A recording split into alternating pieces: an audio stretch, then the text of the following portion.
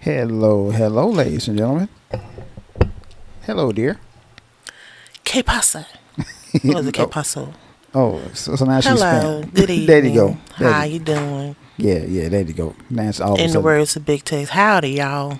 It's time for the fair hen. So, yeah. Okay. What it do, bud? Hey, not a lot, baby. Welcome to another episode of Melanated. Thought we talk about things that affect the black community. I am Reggio. And I am Mimi the lady. And what a lovely lady she is. She was looking good in her pink today, y'all. Wow. Mm-hmm. Oh, she was. Looking all sexy in her pink. It was Pink Day at church today in honor of breast cancer. Right. So I had to represent because pink is my favorite color. Oh, yeah, she did, man. She represented that thing. She really did. Thank you. All right, y'all. Today's topic is one that we talked about several times before. My wife's favorite president. Mm-hmm. And I am being sarcastic. Mm-hmm. Mr. Donald J. Trump. Shout out to co-host Marvin Tangerine Tammy. There you go, man. Hold on, these mics are peaking a little bit. Hold on, let me turn it down. All right. But anyway, yeah, that's what we're talking about today, man. It's going to mostly be a politics show today. So,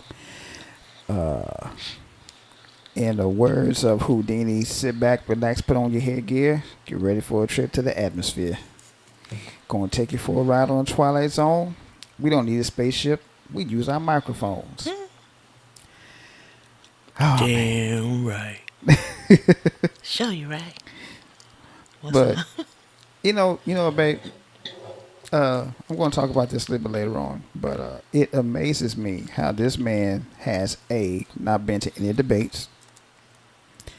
B is on trial right now and is about to go to prison, and he is still ahead in the polls. Some people might say that that's a bad man. He don't follow the masses. No. He do what he want to do, and he still have favor with American people. That's saying a lot, though, That man. says a lot about us. Yeah, it really does. That we would rather put a criminal up for fraud. A couple of years ago, he was touching pussy, and now he up for fraud and overstating his taxes and talking about money he don't have. Right. And that's who we want to lead the country. Way to go, America. I just saw a poll recently that he is no longer in the Forbes top 500. No, because of this case. Yeah. Yeah, they actually went in and finally got copies of his tax record. They realized he been overstating his money for years to get loans and get all the Trump towers and all that stuff. Last time I heard, now correct me if I'm wrong, baby, ain't that tax fraud? That's what I'm saying. He up for fraud, touching pussy, lying about, I need about 11,000 more votes to win. He didn't get it. Then he gonna encourage some people from January 6th to come up there and do a bunch of stuff, and that's who we're trying to put back in office.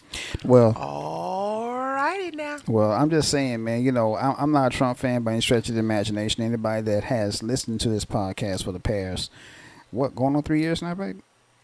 Yeah. Mm-hmm. Knows that I'm not a Donald Trump fan at all. I never have been, never will be. I'm not going to say anything bad about the man, but I ain't gonna say anything good about him either. I mean, in this situation like this, what can you say? He showed you up front who he was, and he never wavered from it. Right, exactly. I mean, the whole 4 years. Right, exactly. I mean, that's my whole point. I mean, it's just like Minister Louis Farrakhan said, with Donald Trump, what you see is what you get. Absolutely. I mean, he's straight no chaser, and I ain't mad at that. You can't do anything but respect a person like that. When they come to you straight from what they say, the cuff. Yeah. How you gonna get mad at that? For real, he was who he was off the rip, plain and simple. Mm-hmm. So you can't get mad at that. But I will say thank you because I didn't lose no sleep, wondering what was gonna come for it. He pretty much told you I ain't doing nothing for none of y'all. That's pretty much what he said. It's pretty much about me and my family. Me and my family finna benefit off this. Exactly. That's exactly what's going on. Ain't his son Donald Trump Jr. up going to jail for some shit too? Hey, something going on with him, yeah. It's kind of funny how they started with Biden's son. Now they started on his son. Well, it is his son or his son-in-law, one of them. No, it's his son, Donald Trump Jr. Yeah, his son, yeah. Mm-hmm. I said, that's funny, though. The man said what he going to say, and then now it's like, what's happening now? Is that karma? That's what I would call it. But, that's just me. Mm-hmm. Anyway, let's get the music cracking.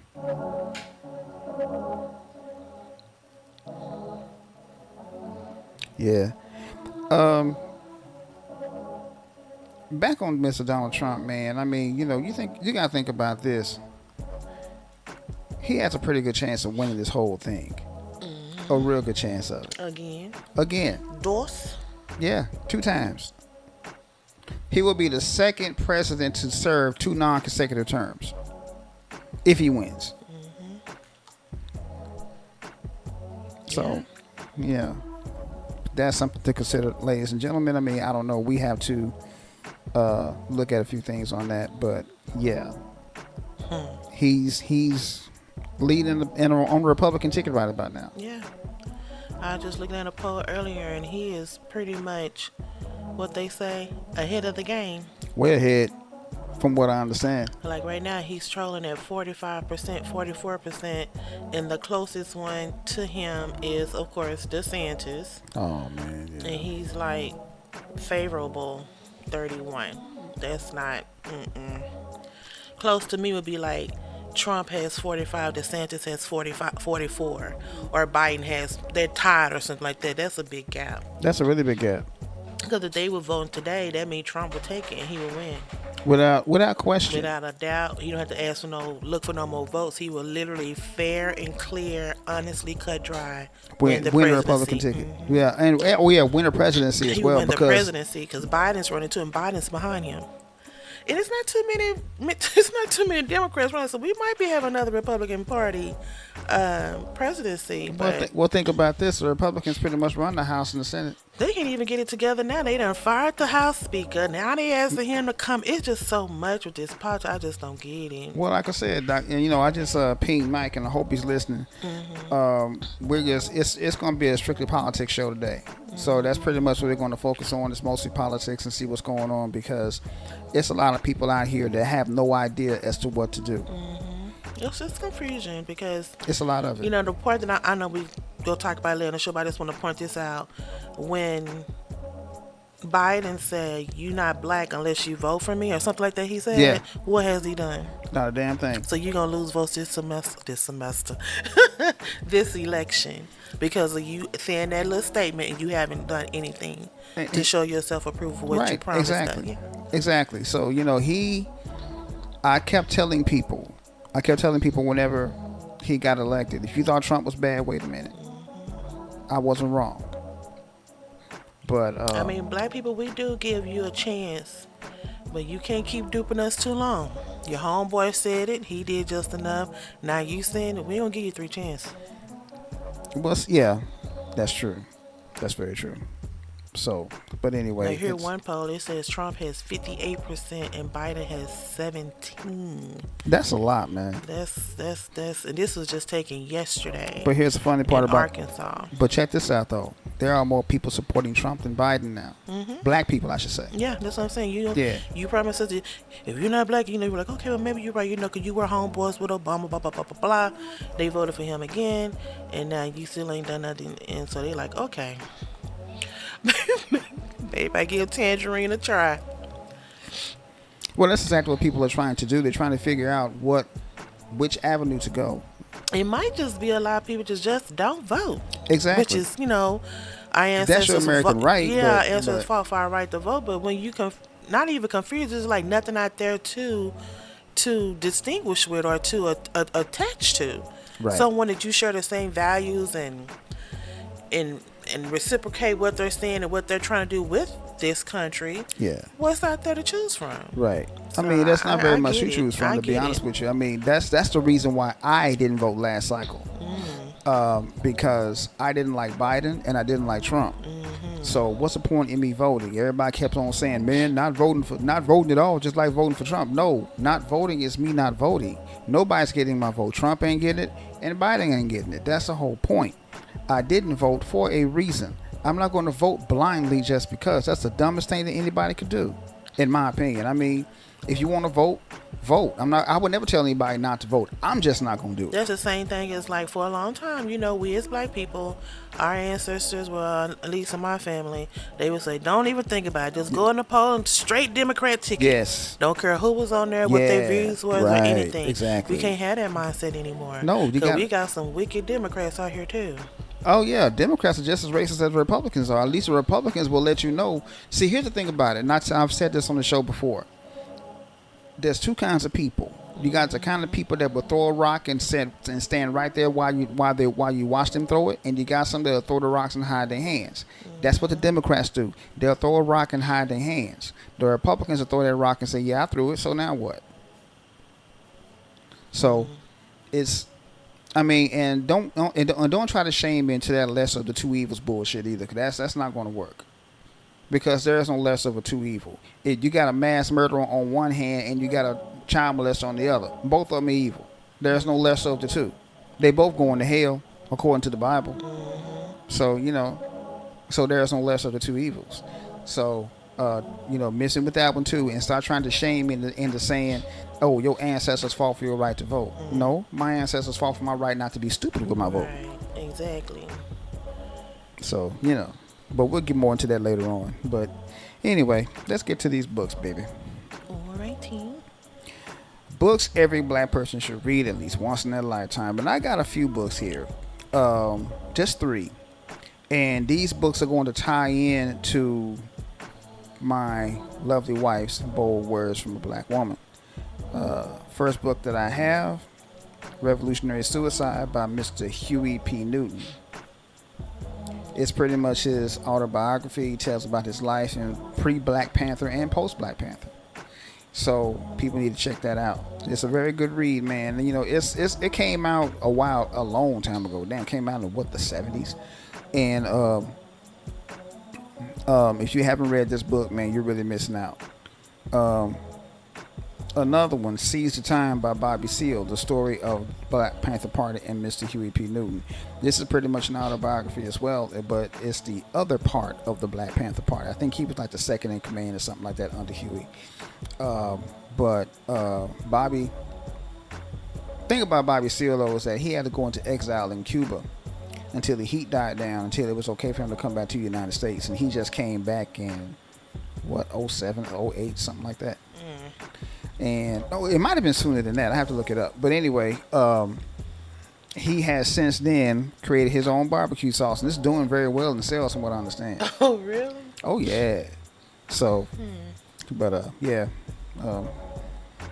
check that book out. That's a good one. Third and last one, Eldridge Cleaver's Soul on Ice. He was like the minister of education of the Black Panther Party. Very pivotal book. This book was on New York Times bestseller list for a while. So people need to definitely check that book out. This was the first one that I read.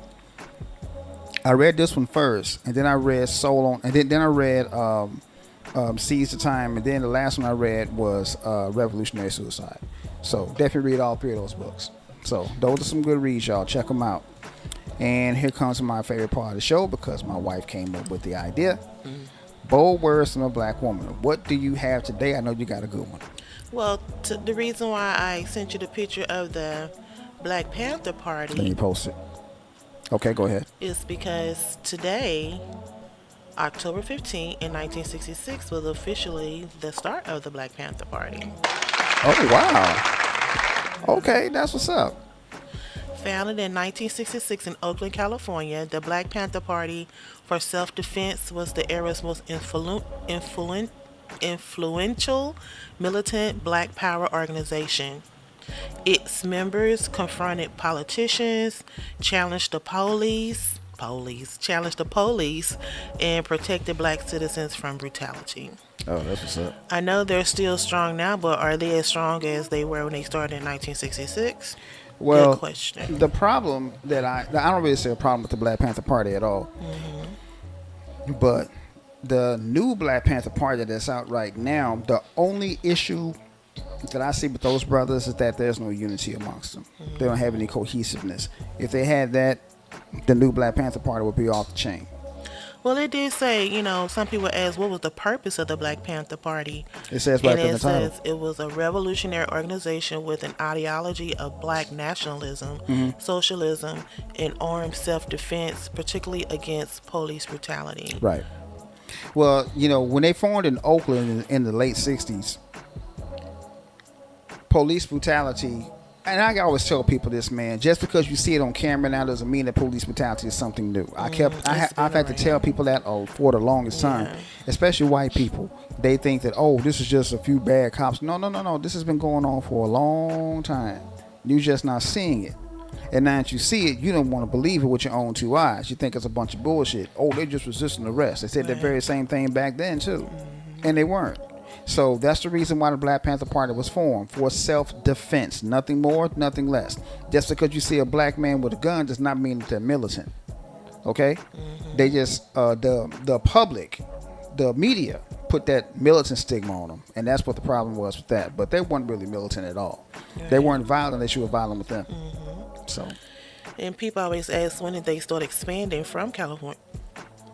From California. So in the spring of 1968 is when they officially chartered other chapters in other states. So they started moving around the country in 1968. Right here in Dallas, they have a chapter here. Yeah, like I was telling you earlier, I don't know how far he got into it, but one of my uncles was part of it. He used to talk about it a lot, but like I said, I don't know, did he ever meet any of the famous, like the Hueys and all that, but he was heavy in it, and then for some reason he just kind of like died down. I don't know if something happened that he didn't like, or he just, I don't know what happened, but he was part of it for a while, which was pretty remarkable. That's to say that cool, I had one, especially what they fought for and what they stood for. Yeah, that's really cool. That's really cool. So, but yeah, that was interesting, man. Yeah, okay. Happy birthday. And I to chose the Black those Panther Party. pictures because you can see that women were a part of this. Oh, no doubt about it. Women were just as much a part of the Black Panther movement as the brothers were. As a matter of fact, Angela. Well, no, she wasn't part of Black Panther. She was part of She was part of the Black Gorilla family. But, the Gorilla. Okay, I knew it was something because she was Black. but now, what's the other name? I know that Asada Shakur. That's Tupac's mom, right? Yeah. So. Yeah, it was another one. Gail or something. No, that was Afeni Shakur. That's his mama. Asada's like his aunt or some shit like that. Okay. But yeah, but they were both part of the Black Panther Party, man. So that was a good thing. And it's a lot of folks that are part of it. Was Tupac a part of that? Indirectly, yeah. Indirectly, okay. So because of his mom. Because of his mother, yeah. Because of his mother and his stepfather, yeah. So he probably passed out pamphlets or something. He didn't never just be an official member or whatever. Right. Yeah. He was too young back then, but yeah. So, but and we got a story about Tupac later on too, y'all. So something I want to mention. It's not really a story, but something I wanted to mention about Tupac. But anyway, and if I made no mistake, she was married to Eldridge Cleaver at one point in time, but his wife was a really big heavy hitter, and Eldridge Cleaver's wife was a really heavy hitter in the Black Panther Party. I didn't know that. Oh yeah. It was a lot of them that was into it, and of course, Fred Hampton was part of the Black Panther Party. Of course, yeah. And his son is pretty much picking up where Daddy left off, and I ain't mad at that. Absolutely. So, but yeah, the Black Panther Party has a deep history, man. People don't know that. A lot of people don't know that. They need to research that because those brothers they're needed now, in my opinion. I think a lot of people get them mixed up or think they're affiliated with the Nation of Islam. No, but it's two different. Yeah, it's two different factions. Yeah, two different orgs. Yeah. And the Black Panther Party, the only way they were taken down from the inside out. By their own. Yeah. They put some agents in, and they pretty much dismantled. That's pretty much what happens to every black organization. That happened to MLK. Happened to him. Happened to Malcolm. Yeah. This just me and my little thought process. I still say it happened to John Lewis. Yeah. It happened to Shirley Chisholm when she was running for. She ran for president. For presidency, yeah. I really do. I think it's just like when what's his name? Dick Gregory. Dick Gregory ran. He almost had it, but I think some of us came in there running for him. I'm not gonna say they did. I mean, because how did he get so close? All you have to do is dangle a carrot in front of some people, and they'll sell their mama out. And what is carrot? Them greenbacks. There you go. We'll do. I mean, some of us would do just about anything for a little piece of change. Divine Sounds had a song out. I know you remember back in the '80s. What people do for money? Yeah. Now they're saying strange things for a piece of change. Oh, no doubt. You will pretty much uproot your culture for having more than they ever had for a better way of living, or a better way of life, or a better way of consciousness, a better way of rationale for a couple of $100. Think about this. OJ said, I need it. I didn't know you did. The OJ said had a song about it too, For the Love of Money. Oh, yeah. People will steal from their mother. People will rob their own brother. Oh, yeah. Come on, man. Now, where's the lie in that? So, it is what it is, man. But, yeah. It's like we was talking at lunch today. You don't really hear about other cultures having infiltration like that. Right. They come together. They come together. Yeah. But with us, like I always say on this show, that crab in the barrel mentality. Well, think about this, heavenly. though. Well, think about this. Old, young, it don't matter how old you are. I agree. Well, think about this, though. Back during slavery, they had something called meritorious manumission. What that is, for those of you who don't know, first of all, pick up a dictionary. Secondly, this is what meritorious manumission is. It just basically says that a slave can be automatically freed by their owners if they do one of three things. One, they risk their life to either save the master's property or to save the master themselves. A pimpin'? Either or. But two, they create a process or invent something that could profit the master. Or three is what a bunch of them did, snitch. Plain and simple. Those three ways you could get meritorious manumission. And a lot of them snitched. And I wonder if they look back at that, if they can speak today, do they think it was worth it? What, snitching? Good question. That's a really good question. Like they say, snitches get stitches. Hell yeah. That's the main reason why a lot of black people right now will not snitch for nothing. Some of them. Some of them won't. There's a lot of people. I know I won't. Fuck that. Even if you are guilty, I ain't gonna snitch. Sorry. I could see you shoot somebody in the back of the head. You see something? Nope. You was right there. I know it, but I was blind at that moment. I didn't see nothing. But anyway. Not even for a strange piece of change. Not even for a strange piece of change. I don't give a damn. And me and my wife are looking for a house. Nope. Not gonna do it. Wait a minute now. Wait just a minute. Let's discuss this. Nah, I feel you. Some things not always what they seem to appear. It might sound good, but in the interim, you just a snitch for no reason. That's it. Well, y'all know what time it is. I ain't even got to say it. Do I really have to say it? And now, where is my theme? Like Dion said, where is my theme music? Hold on, what you playing? What are you playing, fool? Oh, man, the music's messed up. Oh, no. Well, I do it.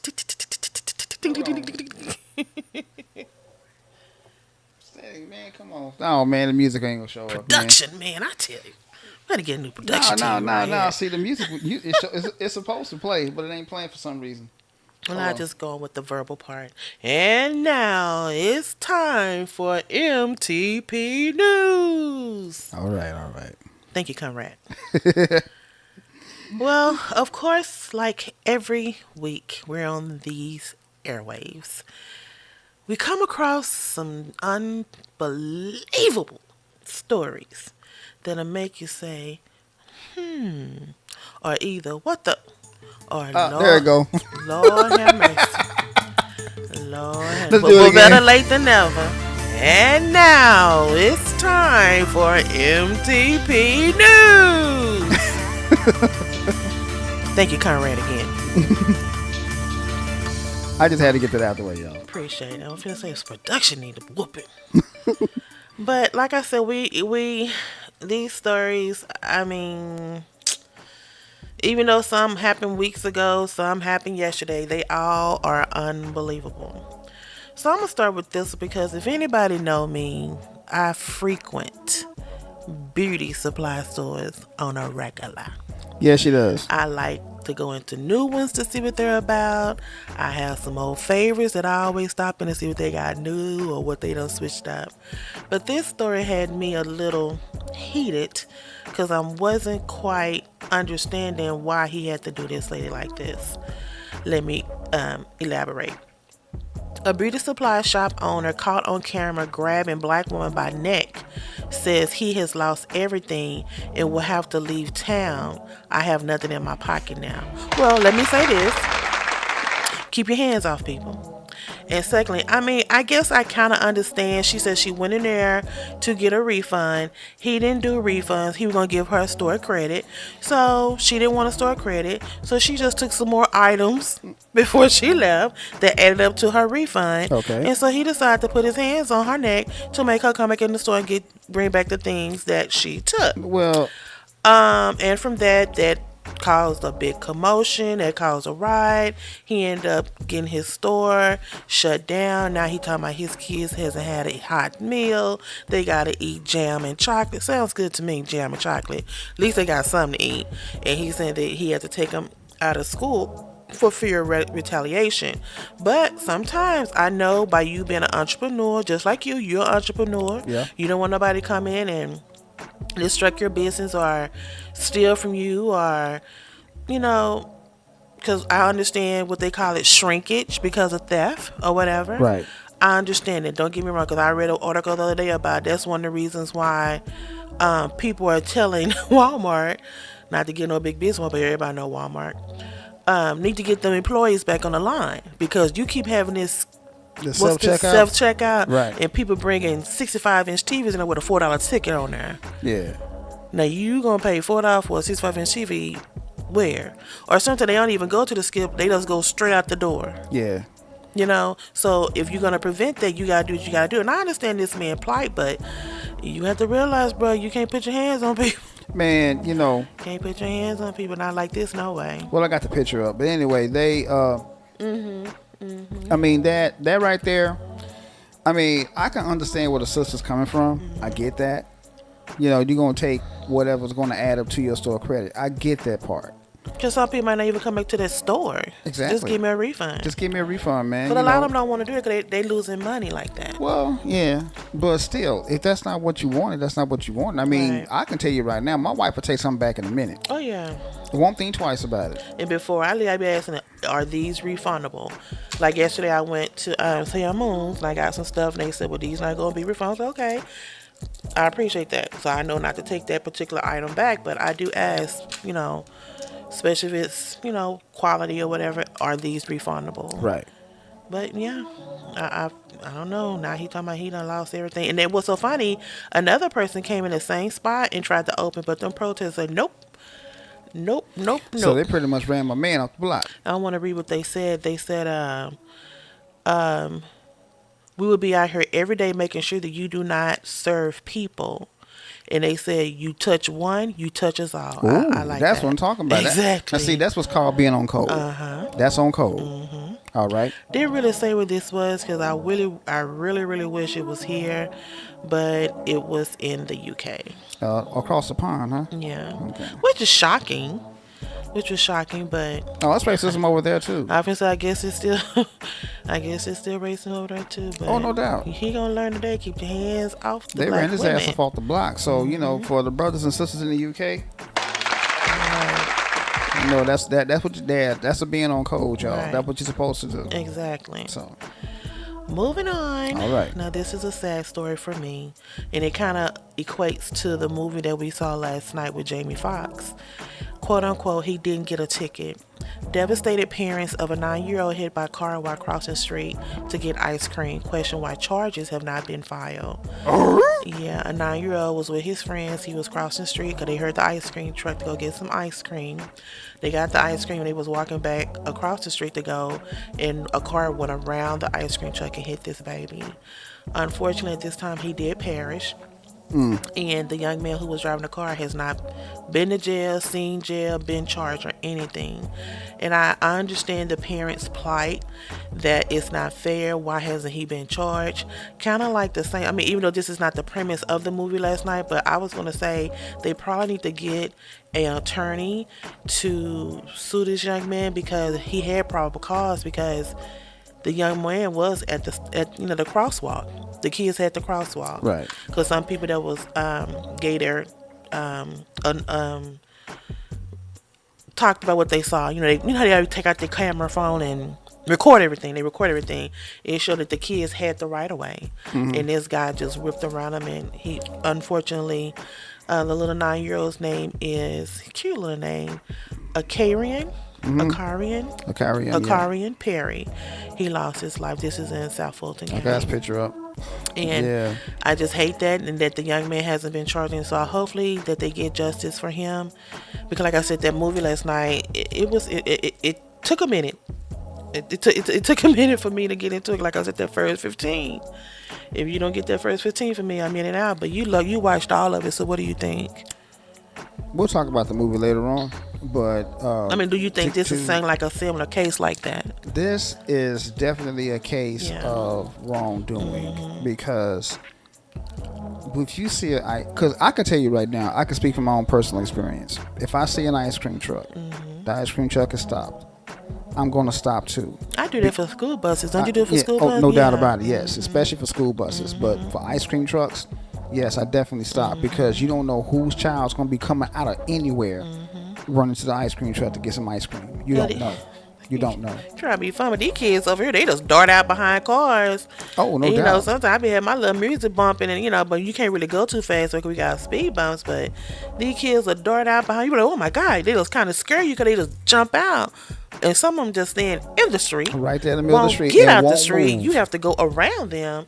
So you just gotta, like my mom always said, you gotta drive for yourself and others. Right. And especially with children, you gotta watch out for them, because they just out having a good time playing rollerblade, riding their bikes. It's like this baby, he probably was so enthralled with his ice cream, That's all they wanted. That's all he saw. That's all he saw and heard was ice cream. But and he lost his life. Prayers for the family. I know this is hard. She said she still can't believe it, but hopefully some justice can get served, because this young man needs to take accountability. He hit this baby and he died. Here's my question. Did they know who did it? No. Nobody got a glimpse of the license plate or anything like that? That's the sad part about it. They have, but they don't know why he has not been officially charged. They know who he is, so go get him. Yeah, that's what she want to know. Why has he not? They said she put a big post on Facebook and everything. So that's the bad part about it. I remember seeing that post. Why haven't it not? If y'all know him, y'all done saw his car, you got to film, because people take up their cameras and record. Right. Why hasn't he been charged, picked up, questioned, and he hasn't even been questioned, which is kind of odd, really odd. Moving on. All right. Now this story right here, I'm torn, but I'm just going to go on. California's new quote-unquote ebony alert will inform public about missing black youth quote-unquote crisis.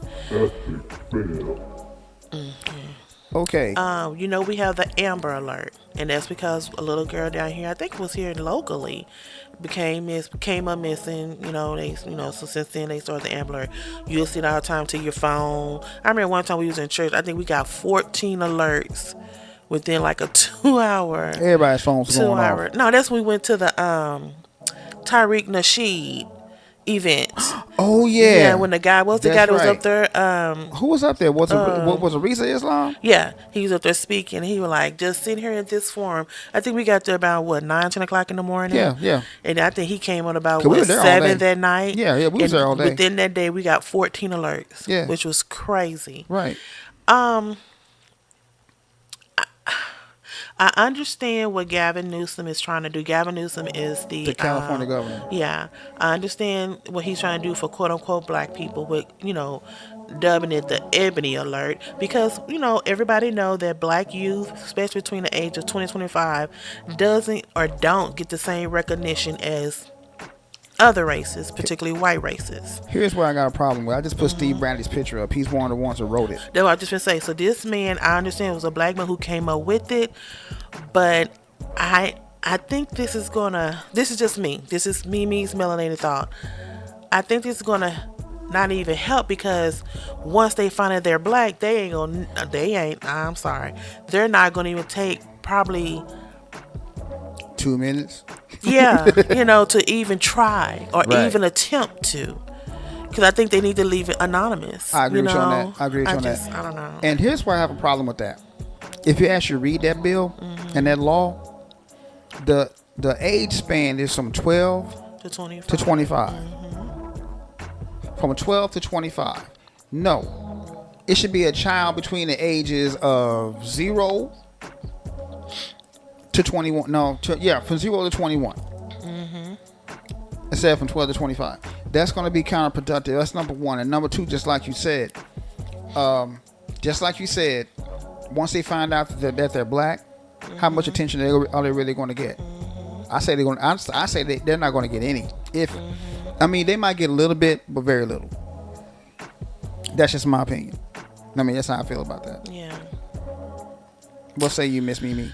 That's what I said. I don't think it's going to become. Like I said, I don't have nothing against it. I'm not racist at all, but I just feel like if you just say bleeding, they put the big alert on your phone, that little weird sound effect, and are they gonna say Ebony Alert? Because right now it says Amber Alert. Right. So when it comes across Ebony Alert, how many people gonna really start looking around at cars or looking around on the street at different people? Or are they just gonna take it off their phone or say okay on their phone and put their phone back down? That's exactly what's gonna happen. That's what I'm saying. I don't know if they're gonna take it as seriously as they would an Amber Alert. Right. Because I know sometimes, like when I'm driving, I look up at the billboards, the little electronic billboards that they're putting up. Yeah. And it says, and you see it, yeah. And I be looking at, sometimes I look at cars, it might be a red Toyota Honda or oh, whatever. Yeah. Oh, yeah, I look too.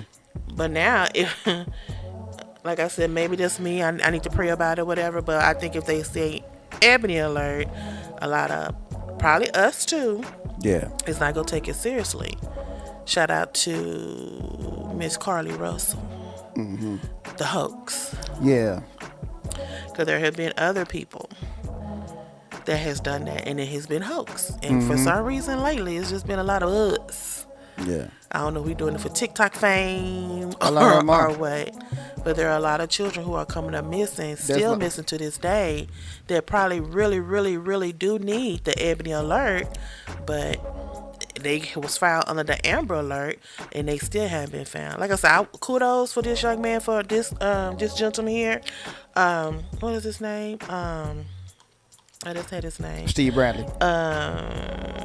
Yeah. State Senator Stephen Bradford. Okay, I'm sorry. He brought it to fruition, and I hope it is successful. But I just hope people will take it seriously as they do the Amber Alert.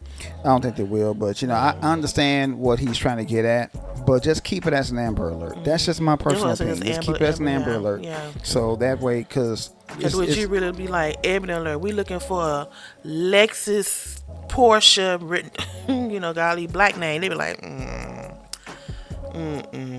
nah, that's okay. I'm just thinking outside the box right now, but I don't know. I just feel like it's not going to be taken as seriously. I agree. As the Amber Alert. But speaking of, I want to piggyback out since I brought her name up. Did you know that Carly Russell finally got charged? She is a young lady who allegedly faked her own abduction in July. She was found guilty of 2 misdemeanor charges. Russell pleaded not guilty to the charges of false reporting of an incident and false reporting to law enforcement. The state has recommended 1 year in jail and 6 months for each charge. And yeah, very much so. And I think they're going to make her pay a little something too, about $18,000. Yeah. Oh, okay. All right. Yeah, $18,000 for the hoax. So. Well, I wonder if she feel like it was worth it. Well, all I got to say about that is this right here. If we, excuse me, I didn't believe it in the first place. That's number one. Because if you're going to see a child in the middle of the street, the first thing you're going to do is stop and pick that child up and ask the child where you live at. At least sit there with him. At least sit there with that child and call the police and say, hey, I saw this child running down the highway and all that good stuff. But anyway, I knew it was a lie in the first place, just like the Juicy Smollett situation. I knew that was a lie too. But anyway, my point is, it's bad enough that black people are on the low end of the totem pole when it comes down to being searched for whenever they're missing. And then she's going to pull some bullshit like this. That makes it even worse because they're not going to believe anything that black people say. I'm just saying that too because from that point on, it seemed like I think 2 other women came up missing after that. Right. And you didn't hear nothing hardly about it. And they were actually missing. They were actually missing, yeah. Yeah, you're right. There were some more people that came up missing, but okay. Moving on. All right.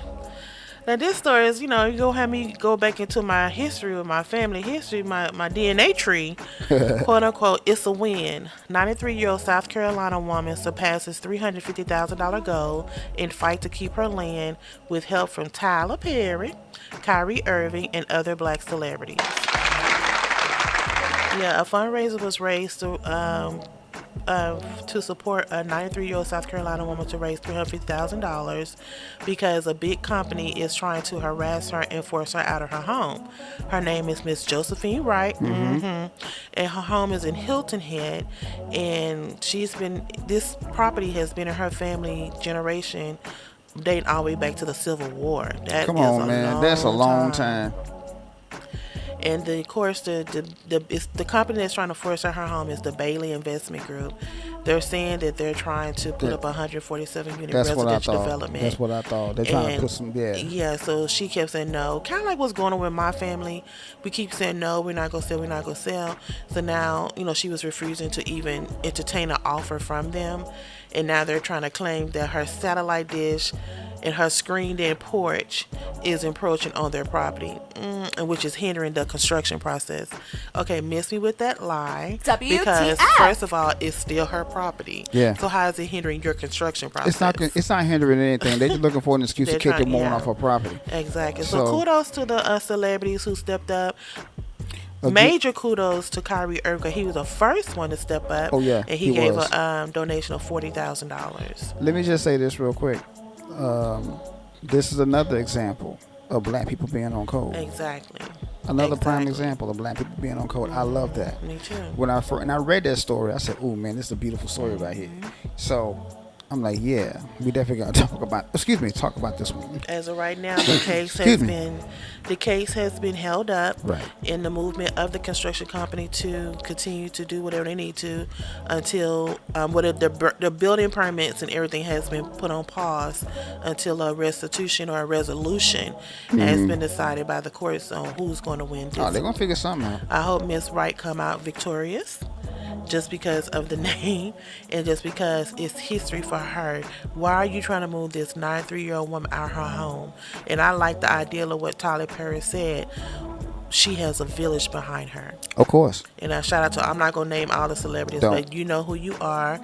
And kudos to you as well for stepping, like you just said, come together and letting them know, hey, we done threw the hat up in the air. Come on now. That's the black signal. That's the black signal. We come together because this is wrong on so many levels.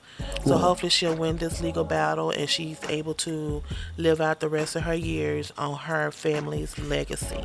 Well, let me just say this about this story right here. Again, for those of you who don't know, my wife's maiden name is Wright.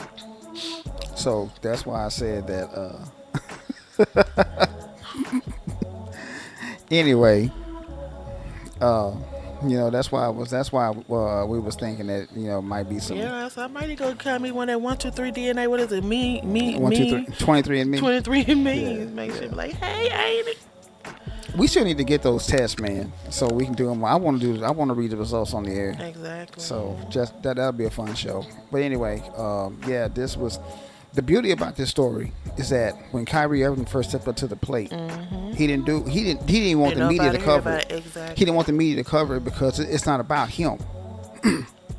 That's what I like about Kyrie. Y'all can say what you want to say about him. I really don't give a damn. I just want to say that too. Y'all done took this man down that rabbit hole and back up the hole and down the hole, but he's steady. This is not the first time he's done something like this. Right. He's continued to be a big philanthropist, and he never want his name mentioned at all. Yeah. Other people mention his name. Mm-hmm. You know what I'm saying? So y'all continue to talk about it. He gonna continue doing what he doing. Exactly.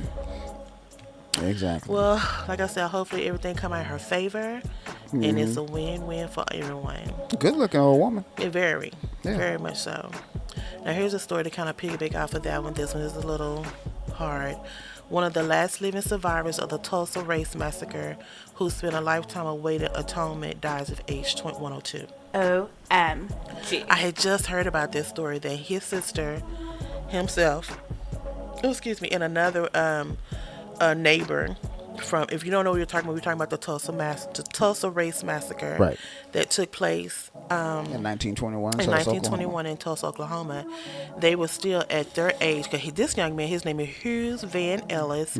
He was 6 months old when it happened, but even at 6 months old, he still had ramification about it. He said he doesn't sleep at night.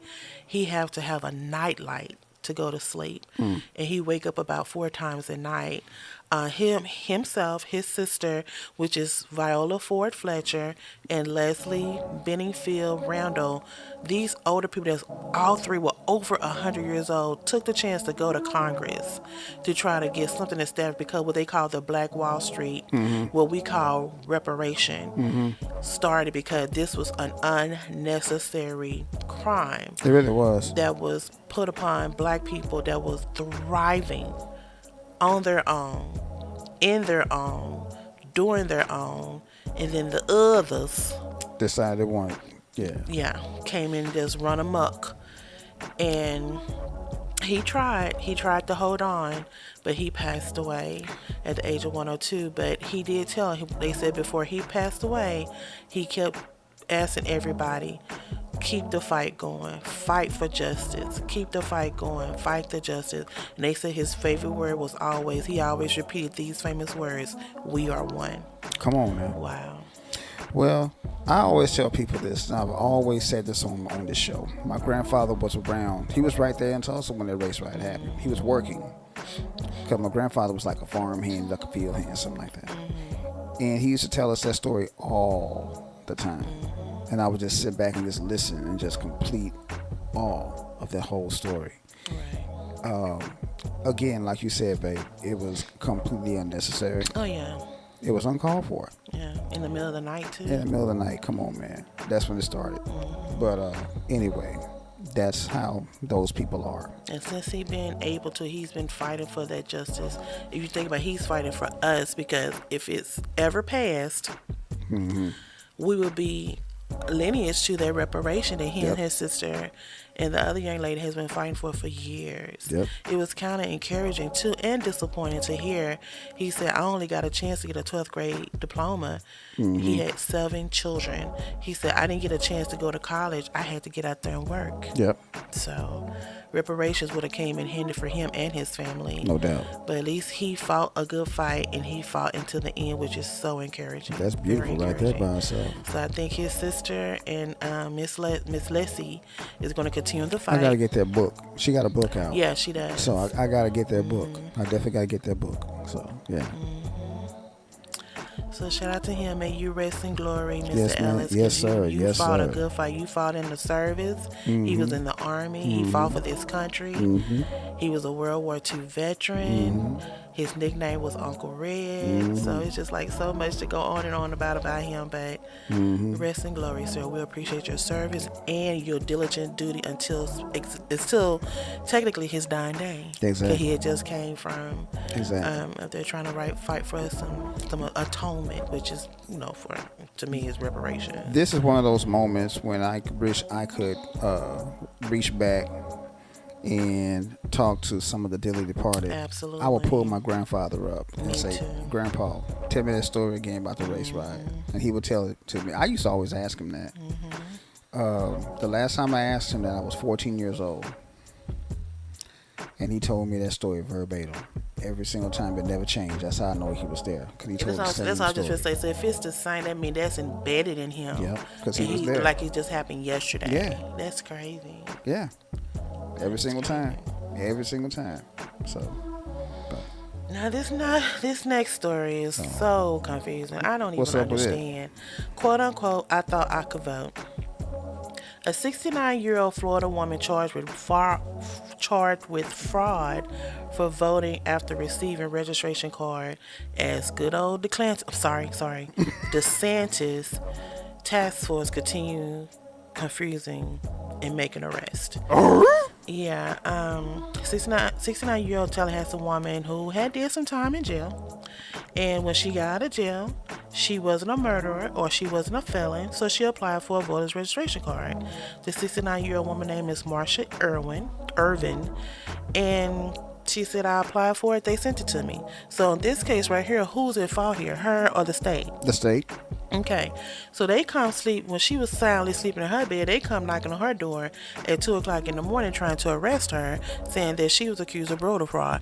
How has she been accused of something that the state gave her? So, yeah. So, your boy Ben Crump is all on it. And it's just not her. It's been like on 60 plus other people with the same situation. So this is happening in Florida, of course. So they're trying to get this understood and get this corrected so these charges can be dropped against her and that she can vote. Because from my understanding, it was a law in force that if you weren't a murderer or a felon, you could vote. Mm-hmm. So if y'all made this law, she applied, she got a card. Why is she getting arrested? And accused of voter fraud? Okay. DeSantis, you reaching, sir. Here's my problem. You are really reaching. Here's my problem. And let me say this. Go ahead. For technical difficulties purposes, it's only happened to brown and black people. Oh, come on, man. You already know that. I mean, so you're trying to tell me no white person went to jail? Come on, man. No white person went to jail. And they could be voter fraud all the time. Mm-hmm. Now, the difference between fraud and not knowing is fraud is when somebody wholeheartedly know they cannot vote, but they still apply and try to vote and do vote, and they know they cannot. That's voter fraud. This lady was nowhere near that. She applied, received a card. Right. So I don't understand why they're trying to put this on her. So hopefully let's keep her prayed up that her attorney Akbar and Mr. Benjamin Crump can get her and the other 60 plus Floridians off and get their voter registration card activated, and they can vote since this is a law been passed that they can legally vote. I think he's just doing this because we're in a race war right now politically. Yeah. And he's trying to knock all y'all down for vote. Cause you black people will get out there and vote. Yeah. Well, and all this that he done for against black people, they like taking history out the school and books off the shelves and women's reproductive rights. Excuse me. He know a lot of black people gonna get him. They gonna tag him. They gonna they gonna taser him. Oh no. So what he's trying to do, prevent them from voting. So now he's coming with this little what they call themselves, a task force. They try to go out and see how many people they can get on voter fraud, and now they just pretty much making up. So I'm gonna say, how did he even come to this conclusion to get this task force together? You passed a law that allow people, even though they have been in jail, it depends on their charges. Yeah. Because y'all wanted all those votes when he ran before. Of course. And so that's how he got before, because he let those type of people vote. I think it's like almost like 1.4 million people that had those charges against, and they was able to vote. Now all of a sudden you going after them now because they finna attack you. That's why. Here's my deal. If it was me, if you had paid your debt to society, you should have the right to vote. Just because you're a convicted felon does not mean that you don't have the right to vote, because people that are convicted felons, whether people want to believe this or not, some of them are very intelligent and they know politics. Some of them know politics better than politicians. So I don't have an issue with convicted felons voting. That doesn't bother me. Does it bother you? Well, sometimes when you do crimes, some of your rights need to be taken away. I agree with you on that. I agree with you on that. And if they thinking the person not being able to vote is a crime, obviously it is, because that is considered like a highly, what word am I looking for? Intelligent, I guess, or appropriate, or one of the top things people look forward to doing is voting. I guess it's like one of the highest thing that you can, like, most when you get a teenager, you want your driver license or you want your first job, and so I guess it's highly recommended that you vote. Yeah. That it's a good thing to vote. So by eliminating that or taking it away from them, it's taking a privilege. It's a privilege to vote. It's a privilege to get your driver license. So when you take that privilege away because you did some evil things, that's what happened. That's the offset of it. Yeah. I can see that. But if you just did like a little misdemeanor, they said, well, I was looking to see what did she do to land in jail. They said she did a little, she was being harsh towards some old people. Oh. So okay.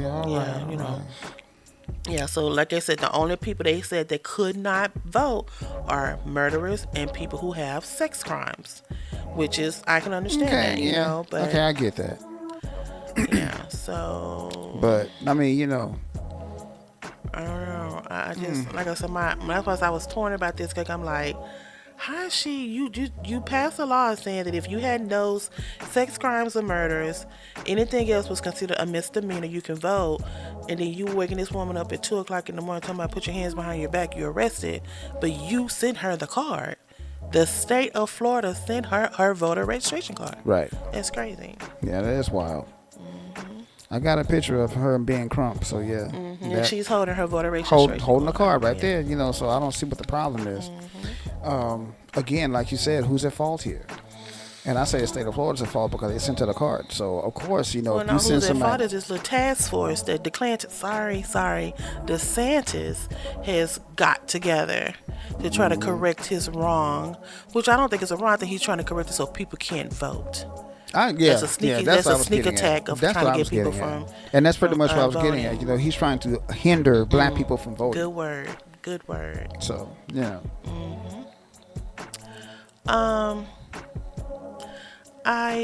The next story, I don't know. I saw this on the news. I saw it in my feed. Quote unquote, he's lucky to be alive. Video shows Florida cops beating black man like a rag doll. Hold on. Let me get my sound effects back up here. I got it. Man.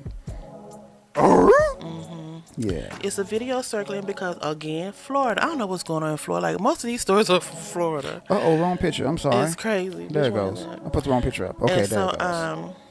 The 24-year-old black man was pulled over for a seatbelt violation. The video is 6 minutes and 30 seconds long. They pretty much, this boy face look like he been around with Mike Tyson, Evander Holyfield, the Mexican man. I mean the Russian man that Rocky fought. Carl Weber, not Carl. What's his name? Carl Weber. He Pacquiao, Mayweather. Like he was in the ring with all of them at one time. I got his picture. His name is Lakean Woods. Look at that picture. That baby eyes are shut, swollen, bloody, and the officers just, justified. They justified. His mom is livid. I understand why she livid, and she is right. These officers need to be off the street. And she's been asking for the reason why we see this picture here is because a bystander again was recording. Thank goodness for the recording. And in the video, I saw the video. You can hear the bystander who was recording say his face is fucked up. Excuse my language, but look at his face. It is. And he did go to the hospital, had him chained to a hospital bed, because they did arrest him, because they said they found something else in his car, blah, blah, blah, blah. And he has a concussion. But my thing is, she keep asking for the police officers, the body cam. Where is it? If it wasn't for this young man recording this right here, she probably would never know. Now, watch this body cam footage all of a sudden come up missing. Or they forgot to turn their body cams on. This is what I think they should do. I think they should keep those body cams on. Once they turn them on, you can't turn them off. They're supposed to. Well, sometimes they be sitting in their car getting their dick sucked, so they can't put that on body camera. Remember that officer that was getting his dick sucked? You know what I'm saying? Yeah, I remember that one, yeah. I seen they eating bonbons and donuts where they supposed to be out patrolling the streets and stuff like that. Yeah, so sometimes they turn them off. Yeah. Because they're not supposed to have that on there. Or sometimes they be in their car smoking crack or smoking weed. I've seen that. I remember. We did a story about this. Exactly. So yeah, they supposed to have them on. These officers was in any patrol car smoking crack, or talking bad about black people, calling black people niggas, and talking about people calling them bitches and hoes. So they turn it off, right? Because they don't want to be. Cause if that's on camera, that's a term for termination. Yeah, it is. So you're supposed to be an upstanding citizen, right? That's not supposed to be talking like that. So the camera will pretty much get them busted. Oh yeah, that's true. And so with this story, the same officer, one of the officers who did this to this young man, piggyback off of another story we have, that he done sit up there and reportedly killed a FAMU Florida A&M student. What is going on? We say this every week. What is going on with these officers? They put their hands on these people. That on this story right here, this young man was, he had some stuff in his car too, and they tried to pull him over. He kept driving. His name is Jamie Johnson. He kept driving. They chased him down, came into a dead end. He tried to jump out the car and start running. They tased him. He kept running. They tased him again. And by the time the cop that we're talking about, his name is Goriga. The police officer, I guess you say it's Josue, Josa Goriga. Sound like a Hispanic. Yeah, that's what I'm saying. That's what I'm saying. You should know better. And you'd be surprised. They pretty much had the boy down, but they end up killing him. If you have him down, you have him apprehended. This young man was 22 years old, shot multiple times. And this happened in 2019. I don't know. Like I said, I keep saying this gonna have to end soon. And then what made it so bad, after this happened, Goriga and some of his cohorts was on a group chat, and they was talking bad about the situation. And they were just talking about how some of the NFL started talking about it, how they were going to try to get behind him and support this family student and help, that village with his family get some justice for him. Right. And they just said they don't know why. They said they just doing it because he black. They wonder if this was Goriga, would he get the same attention and the same help or condolences like this young man did. Man, you killed this boy. What do you mean? What if you was in that situation? You won't be, because we don't treat y'all like that. Let's just start there. And secondly, what do you mean would you receive it? No, you wouldn't, because you are a horrific killer. You killed this boy, and you pretty much killed this baby with these shut eyes as well. When I saw that footage and I saw that boy's face,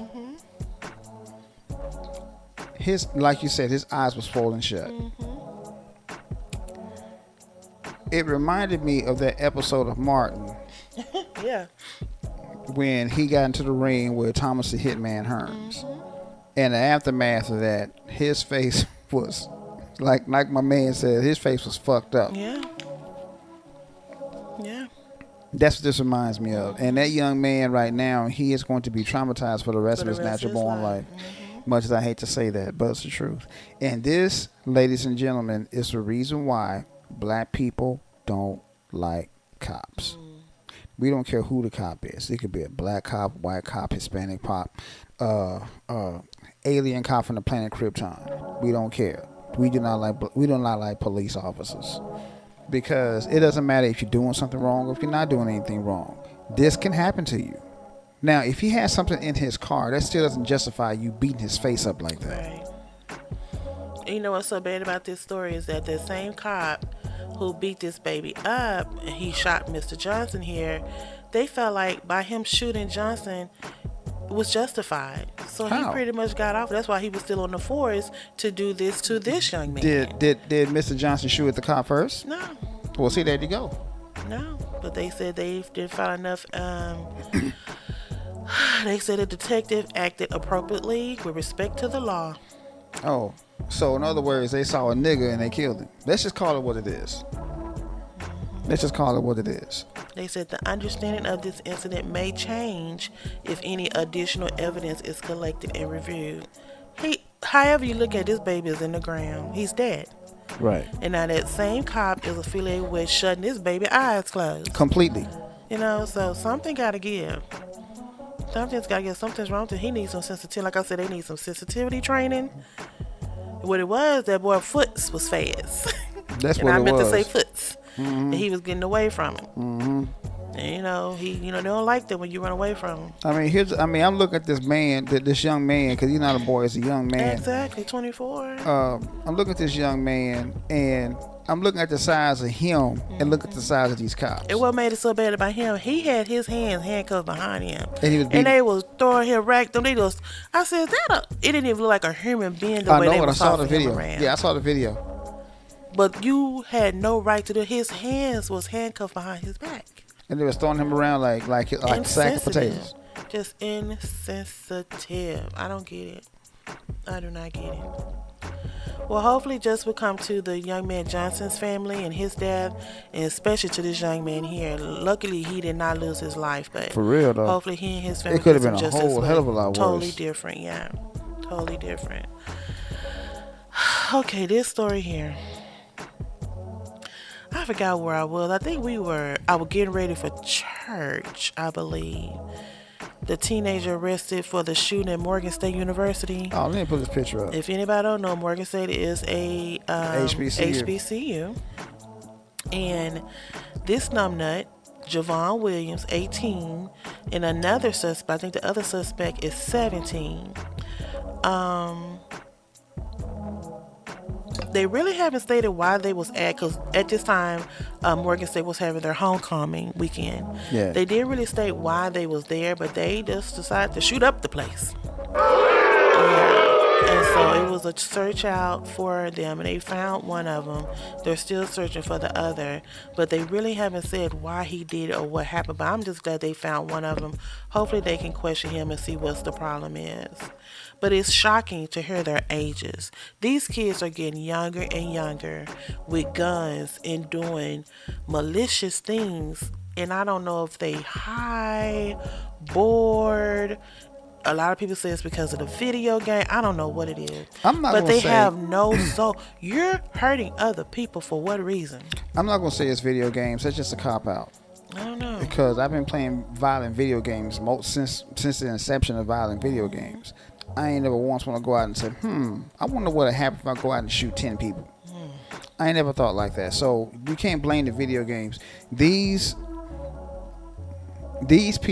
young men, and I use the term loosely, I'm not going to say it was boredom.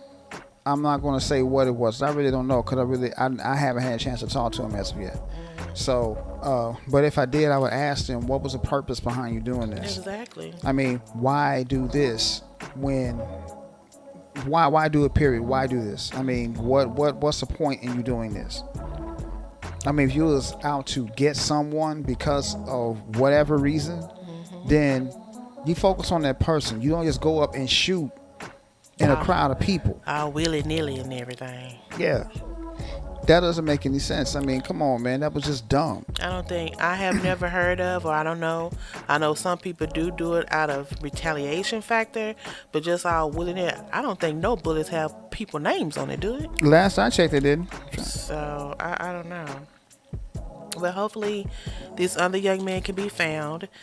Justice will be served. I'm trying to remember. I don't think anyone perished from this shooting. Nah, it was people that got hit. Yeah, they got hurt, but I don't think anyone perished. So that was, I hate that they got hurt, but that was a blessing. No one perished or passed away or died from it. So, young people do better.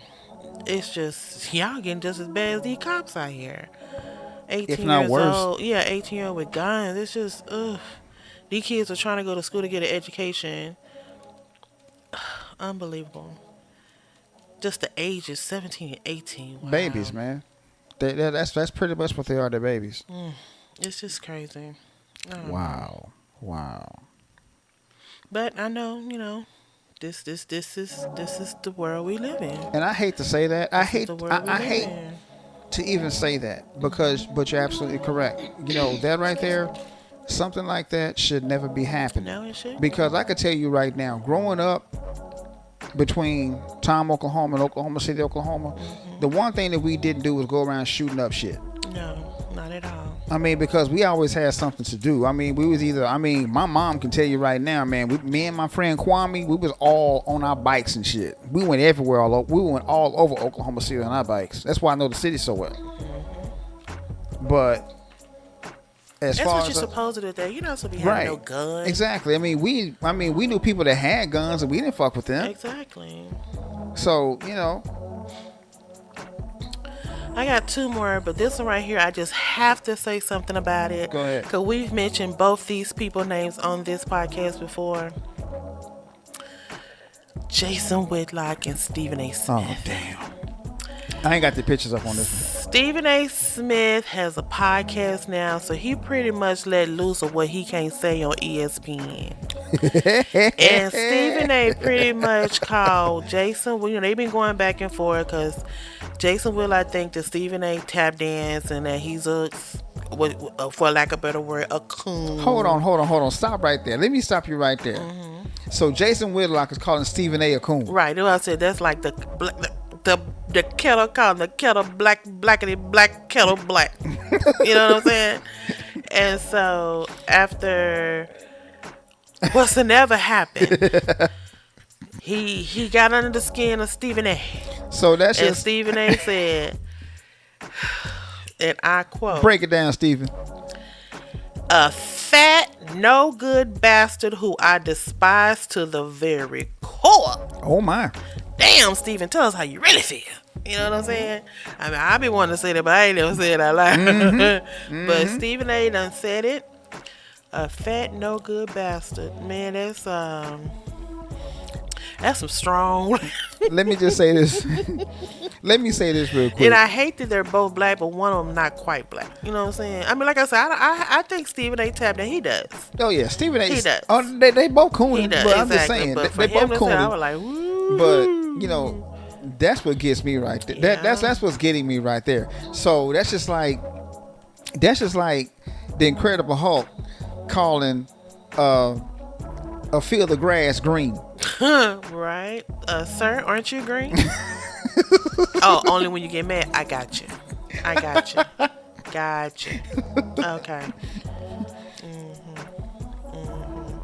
But I just had to bring it up. Like I said, both those young men have been been mentioned on this show. And I've always said that Jason Whitlock is nothing but a I ain't ever like Jason Whitlock. Whistleblowing coon for the masses. Thank you. 100%. He's Uncle Ruckus incarnate. I mean, my God. He's Uncle Ruckus out the TV. You know what I'm saying? And like I said, Stephen A. have his moments, but when Steve A. said that, I was like, woo-hoo-hoo. Let me say this real quick. I'm gonna go ahead and say this real quick. I'm with you on that 100%. Jason Whitlock, I've never liked Jason Whitlock. Stephen A. He's every so often he says something that makes sense. But for the most part he's cooning too. But when a coon calls another coon a coon, come on now. Exactly, that's some.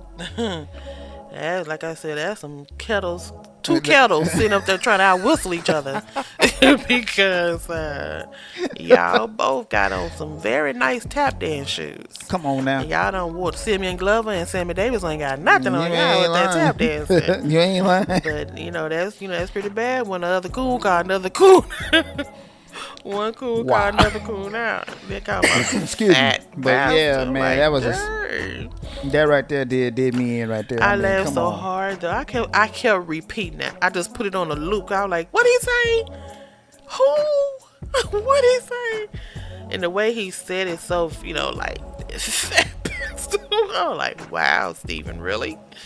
Wow, but I just want to pinpoint that for just a little bit. Oh, no. I'm glad you did. I'm glad you did. But now to a story I don't want to talk about. Well, we have to talk about it because I was so confused when he did it. By now, you guys have heard of the attack of Hamas on Israel last week. Right. And one of our prolific NBA players, Amari Stoudemire, pretty much went on a rant on social media. Let's just call it what it is. He pretty much cussed out black people for not supporting this war. Exactly. So that's why I'm like, why did he just step on black people only? In particular, Black Lives Matter. I didn't know, but from my understanding, that he is an American Israeli through his mother. Yeah, he's a Hebrew Israelite. And his mother is a black Hebrew Israelite, right? And so he has officially became an Israeli citizen. Understandable. I know when you woke up, you saw that happening to your country or your heritage, whatever. But why were you going so strong, cussing out Black Lives Matter, calling them cowards No, he was telling people who was killing the women and the children and the elderly over in Israeli cowards. But why were you calling out Black Lives Matter and talking about fuck y'all, fuck you, where's your support and all that? I don't even see how that equate. Well, here's my whole deal. First of all, Mr. Stoudemire. Yo, mama. Excuse me. Now, and you can take that however you want to take it. But let me just say this real quick, brother, and I'll use the term loosely. That war ain't got a damn thing to do with black people over here in America. Nothing as whatsoever. So why should we support a war that we don't have anything to do with? That has nothing to do with us. Absolutely nothing. So why should we support a war that we don't have anything to do with? That makes sense to you? I understand his plight because he's from there. But don't situate it here in America. Exactly. That ain't got nothing to do with us. Nothing to do with Absolutely us. Nothing. Exactly, yeah. So while you cussing out black people, it's some white people that they feel the same damn way. It's not our war. So why we even over there? Why we even over there? It's not our war. He tried to say something about the politician, but he just kept saying Black Lives people, Matter. right. Black Lives Matter. Which is the dog whistle for black people. Right.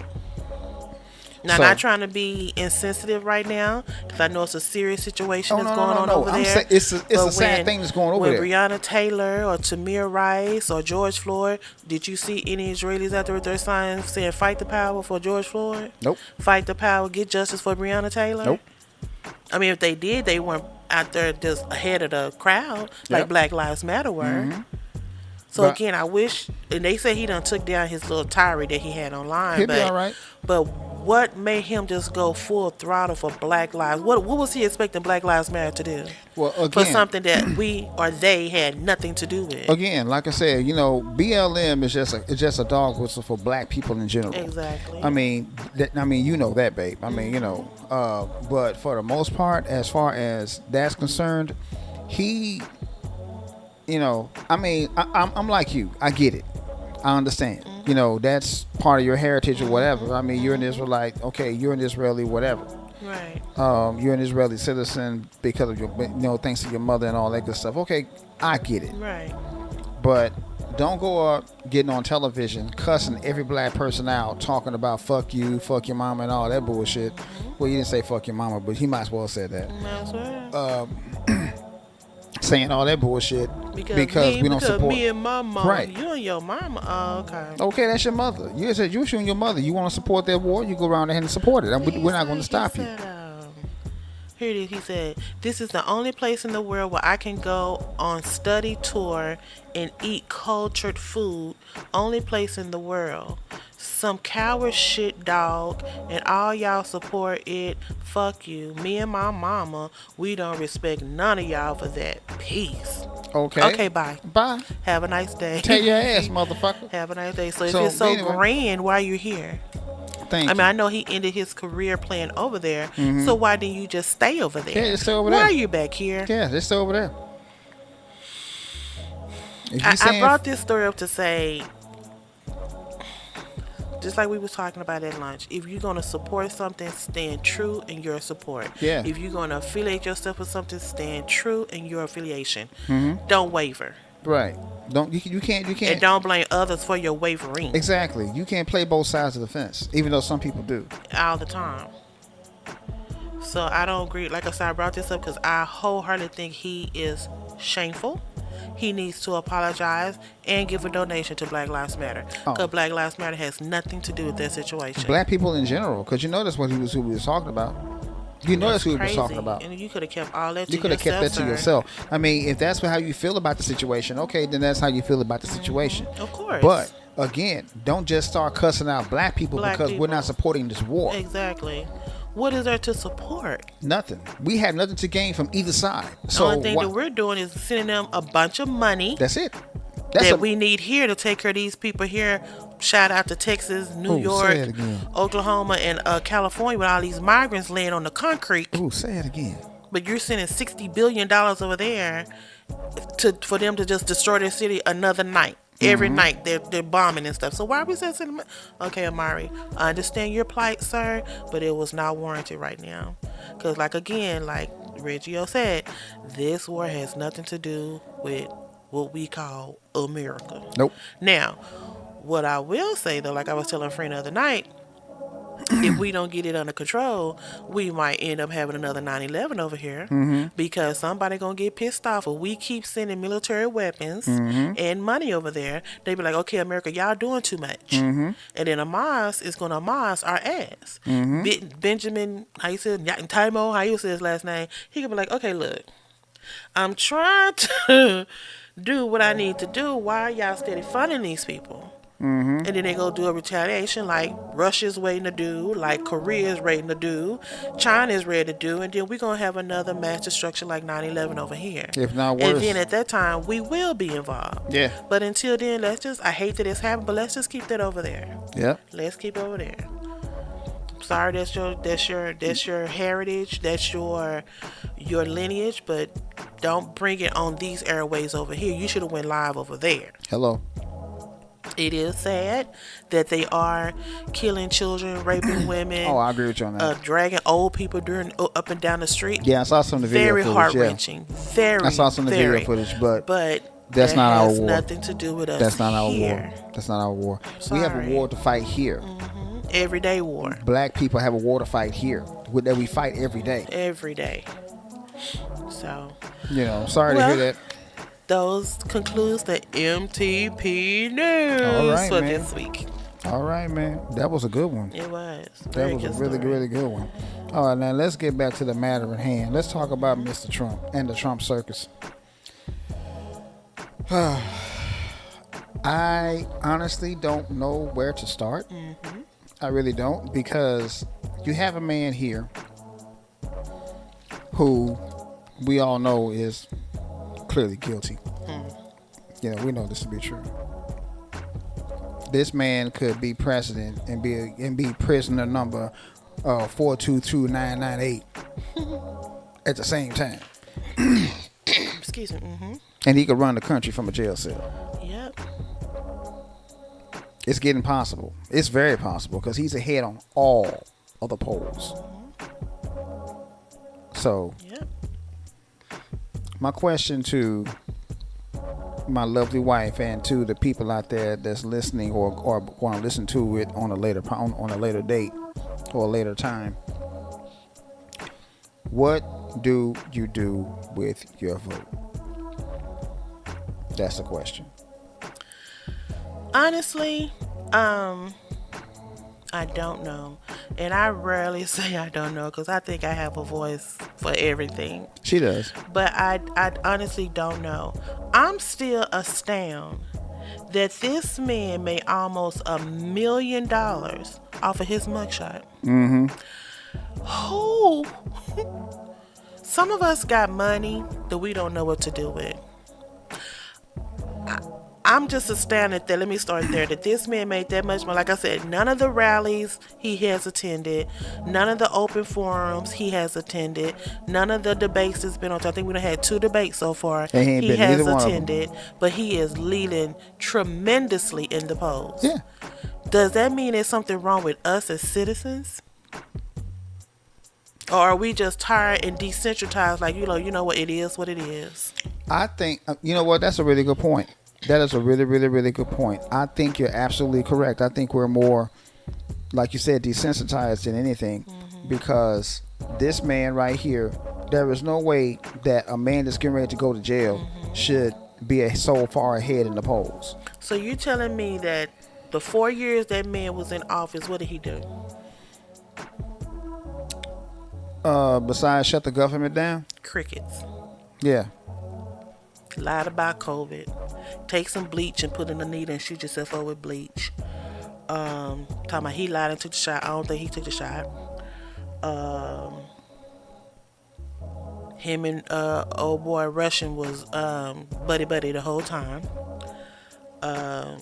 Kept messing with Kim Jong-un, but I said he kind of left Kim alone. Because Kim crazy. You had Dennis Rodman threatening to go over there and talk to Kim so he won't blow us up because of what Trump was doing. He did reduce payroll taxes, so you did get a little bit more in your check. Yeah. Eggs $5. Bread wasn't $10. Sure wouldn't. Gas wasn't $5 a gallon. So, he kept things at an even keel. But what politically in your household did this man do for you and your family, or just for yourself, that you'd be like, you know what? I think I can do another 4 years of that. And in the interim, he cannot attend these rallies, debates, because he's in court, because he's been charged with fraud, felony, money laundering, over what they call it, overstating his taxes and his income. He probably still grabbing about a pussy. Tax evasion, lying about votes, lying on people for votes. Yeah, that's a lot. And your president's supposed to be like an upstanding citizen. Ain't really done nothing for the well-being of the people. What well-being is that? Let me say this real quick about Mr. Trump. I can say this about Mr. Trump. I think the main reason why people like him is because of the fact that he is so brutally honest. But sometimes brutally honest come off as being a jerk, too. I agree with you on that one, 100%. No. But, because to be honest with you, at one point in time, before I learned how to have a little bit of decorum, I was brutally honest. You asked me a question, I give you an answer right out. To a point, you still are. Yeah, I suppose. But, yeah, okay. But my wife is like that too. My wife. To a point. My wife is to a point. I have. You're right. I have decorum, but I will let you know. I mean, that's what I'm getting at. You will know my heart. That's what I'm getting at and right my there. Stance. Yeah, that's what I'm getting at right there. But with Trump pretty much told y'all up front, I ain't doing nothing. He said, I ain't doing shit for y'all. Me and mine is going to come first on every turn. There you go. And that's the way it should be. I ain't mad at him because of that either. I'm not mad at that. So, But you the president for the people. That means you supposed to bring us with you. I agree with you on that. You know, your country say, okay, comes y'all first, y'all second. That's not how that goes. Right. Yeah, but you have the country to run. That's your job right there. Exactly. That's your job. So, But politics as a whole, we keep blaming Trump and, like the show topic, Trump Circus, too, because it is all a circus. Yeah, it really Trump is the head clown for sure. Oh, no doubt. But a lot of these other ones, Haley, the lady, DeSantis, the Clantis, what's the black man name? Timmy. Excuse me. Biden. I think is that man that was Trump's vice president. Spence. Pence. I'm sorry. I think he trying to run. You mean tell me all these educated political minds that we have here in this country, those are the best that we have to choose from? With that being said, that's why I'm so like, I don't have a favorite. To me, honestly, I really don't have a dog in the fight. And that's why politically, I asked that question. Republican, Democrat, I'm not going to lie. You and I talked about this the other day.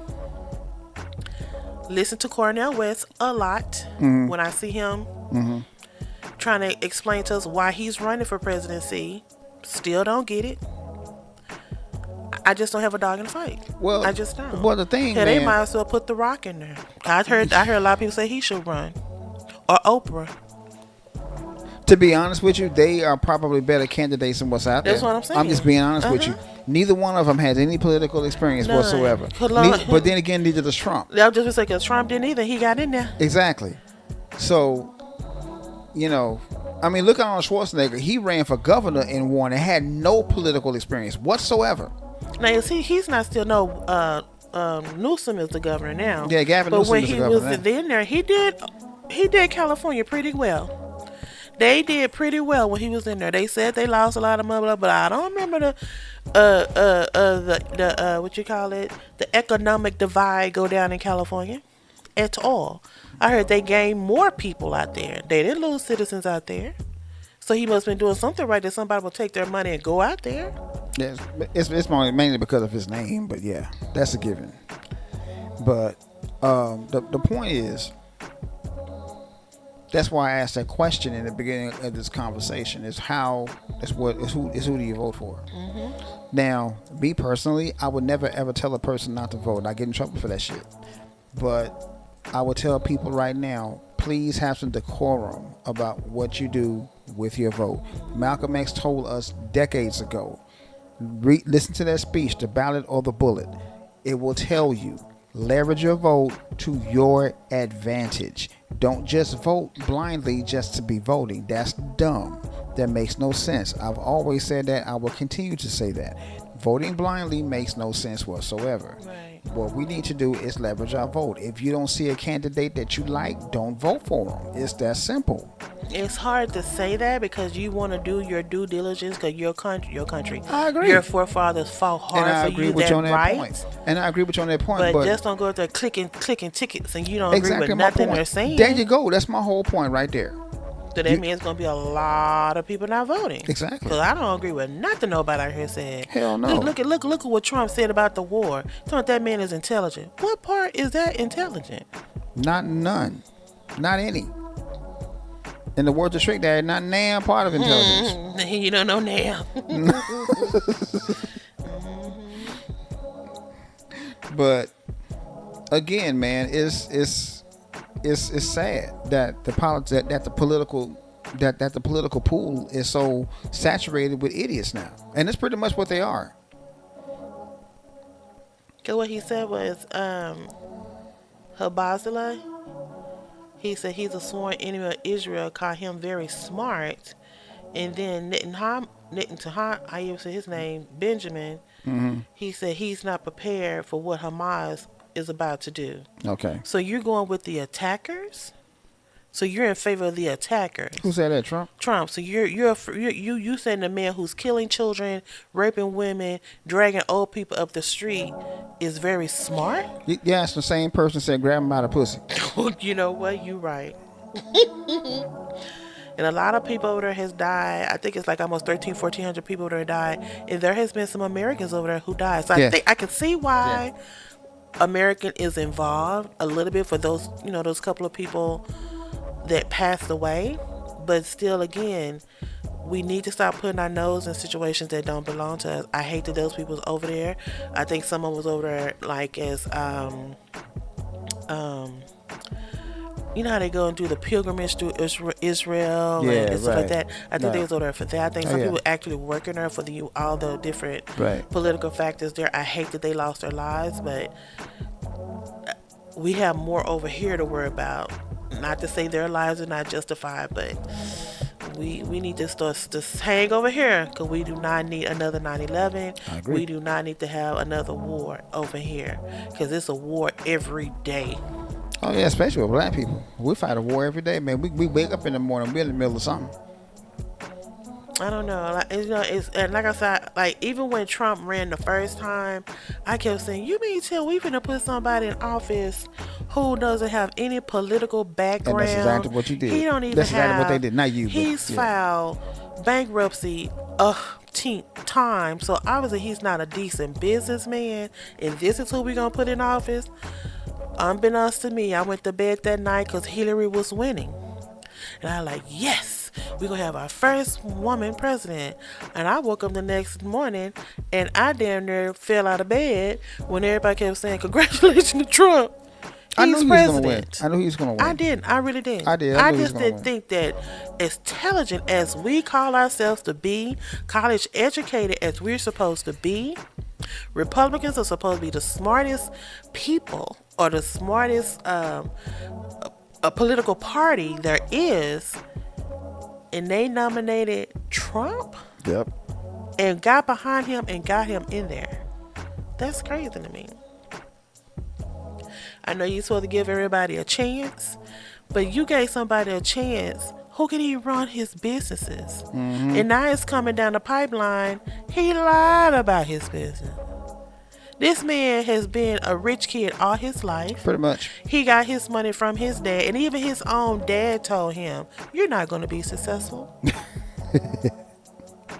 That's pretty bad. Even though your dad gave you the money and told you, "I'm going to give you this money, but you're not going to be successful." And he pretty much just played his daddy hand. Yep. Again, when this man was in office for 4 years, what did he do for this country? Nothing. I mean, it didn't go down or anything, but I didn't see no progress either. None. We went through a whole saga of COVID. Government shut down. So many different stories. Government shut down. A lot of us lost our jobs. Yep. A lot of people perished. Yep. I know it wasn't on his watch, but I still think he knew about COVID being man-made. Oh, he knew. They all knew. I've always said that. You know, the footage and the confession finally came out that it was made in a laboratory. But that's something I've been saying since day one. But you know that. So, you know, I don't know, man. I'm like you at this point. You know, I've already told people, man, that if I don't see anybody that I like that's running, I'm not going to vote. Just like last time. Just like last time. And I can honestly tell y'all, man, you know, I don't want to put our business all the way out there, but my wife was a little bit upset when I didn't vote. She really was. Yeah, because like I said, you know, your ancestors fought for you to have that, I just said the word a minute ago, privilege. Right. That's a privilege. And I because agree with they you. sweat, blood, and tears. Right, I agree with you. I But, never said but you I were can't wrong. hold that against you either. Because like you just said, if you don't see that you have someone that align with your political views, you just pretty much casting a vote for somebody who don't need to be in there. There you go. Exactly. I get it. I wholeheartedly get it. But on the other side of the coin, my wife was a little bit upset. But then again, my wife had nothing but respect for me because I held true to my convictions. And when you do that, y'all, trust me, you know, you gotta hold true to your convictions. We was talking about that earlier when we went to lunch. That once you hold true to your convictions, nothing else can waver. Anything, you know, that's pretty much all that matters. Just stay true to yourself. Yeah. But I mean, just think about it. Trump is running for president in 2024. He's Right. a 2024 candidate. And he pretty much giving praise to one of our top allies. What did that tell you? If he get in off, because he said once he get in there, he going to get back. And that's how I meant to say. He going to get back everybody that he felt like did him wrong for him not winning that second term. Once he get back at all them, he might get back at a lot of us and then just take side with Russia, Israel, Hamas, China. And then where we going to be? well, you know, he's a bully anyway. That's pretty much what he is. Him and his family go underground in a bunker. And the rest of us is going to be like that movie you saw in the Apocalypse. We just going to be burnt up. Pretty much. And that's who's running for political office. Again. The highest office in the land. The most powerful man in the so-called free world. It's absurd. It's absurd that's, like I said, that's the type of rhetoric that is running for the highest seat in the land. Right. And there's pretty much nothing we can do about it. Not a damn thing. But what's even more absurd, that there are other people, common citizens, who have the same ideology as he do, and that's why they vote for him. So Yeah, I agree. it's hard because, like I said before, I keep preaching the same thing. Right. You have to vote just on the premise of your ancestors. You have to vote for a change to come. You have to vote hoping that things will get better for this country. But I don't know. I don't see, out of the list of people who's out there now, not even Biden. I think Biden need to get up out of there too. Oh, and man, the other ones that's running, I don't see anything in their political profile that they have online and show what they do, what they stand for, that I can relate to. Not even Nikki. Y'all know I will prefer a woman because it's time. Because other countries are thriving beautifully with women leaders. But I don't agree with nothing she has either. Nikki Haley. I don't. Right. I don't. Right. So, again, Rock, Oprah, throw your head in the game. They'll probably get in there. Because we like putting unknowns They're known famously, but they're not known politically. And because of their name is known worldwide, the other countries know them, so they might be like, okay, yeah, I go ahead and talk to Oprah. That's why Ronald Reagan won when he ran. He served 2 terms. Yep. So that's why he won when he ran, and that's why Arnold Schwarzenegger won in California. This is not high school. We shouldn't be voting because of popularity vote. I agree. Or because you was a famous actress. Or that Rocky's a famous, finest wrestler. And Oprah because you get a car, you get a car, you get a car. We shouldn't vote for that. What about your mentality? What about your well-being? What about your children's future? Right. What about your future? Honestly, I feel like if God don't call me home, I will not have the sense or the enjoyment like my mom and dad had of retirement. I think I'll be working till my dying day. I hope not. That's why I say I pray, but I don't see how and how not. I got my Social Security statement the other day. What they showed me I'll be getting every month, I damn near cried. I said, as hard as I've been working all my life. Same deal with me. This is all I would get if I decide to take Social Security right now. Same deal with me. Same deal with me. I'm literally eating cat food and dog food. But sometimes that food do be smelling good, though. Because we know we had Winston over here. And we would give him some of them little puppetry. We're like, that real beef? But I literally feel like, and I used to like, oh my God, them old people eat. I understand now. Because you cannot make it what they try to give you hard as you work. And this is all you think that I can get for a monthly salary? Crazy. It's abysmal, man, because they think that everybody can't be millionaires. Yes, right. That's come on now. Everybody I'm glad you can't said that. be. I mean, we're trying to save our money. Yeah. But how are we supposed to save our money? One year we're doing good, and the next year gas high, bread high, food high, mortgage high, insurance high. Everything comes up, but we didn't get no high in our paycheck. Come on now. So how do you equate that? I'm still getting the same income, but all my expenses went up. Anybody know revenue and expenses? Come on now. Man, come on, man. So where you think I'm going to get that? So that means anything that I save, I have to touch my savings just to make it month to month. Yeah. Make it make sense. Yeah, you got to stretch that bill money out. Make it make sense. How am I supposed to save when y'all done raise up everything? And I mean everything. Now, I can honestly say, I ain't going to put all the business out there, but I can honestly say between me, my wife, and No, we don't. No, we don't. Like I was telling my friend the other day, both of us need to get 2 other incomes just to make it. Honestly, because I would listen to Susie Osman. Is that her name? Mm-hmm. The money guru lady. Yeah. And she was saying at this point in 2023, if you don't have at least 2 stream of income, I have 2, you have 2, we won't make it. With 2 incomes, you're considered what is it? Not middle class. What's one of middle class? You're pretty much living paycheck to paycheck. If you're making over $100,000 a year, you're living paycheck to paycheck. And that's sad. You need to be making. She said you need to be making between $200,000 to $250,000 now to be even considered. Okay. Wow. Okay, not even successful, not even wealthy, not even prosperous. You have to be making that to be okay. So no, sir, I don't agree with that. Because we need to get some more jobs around here.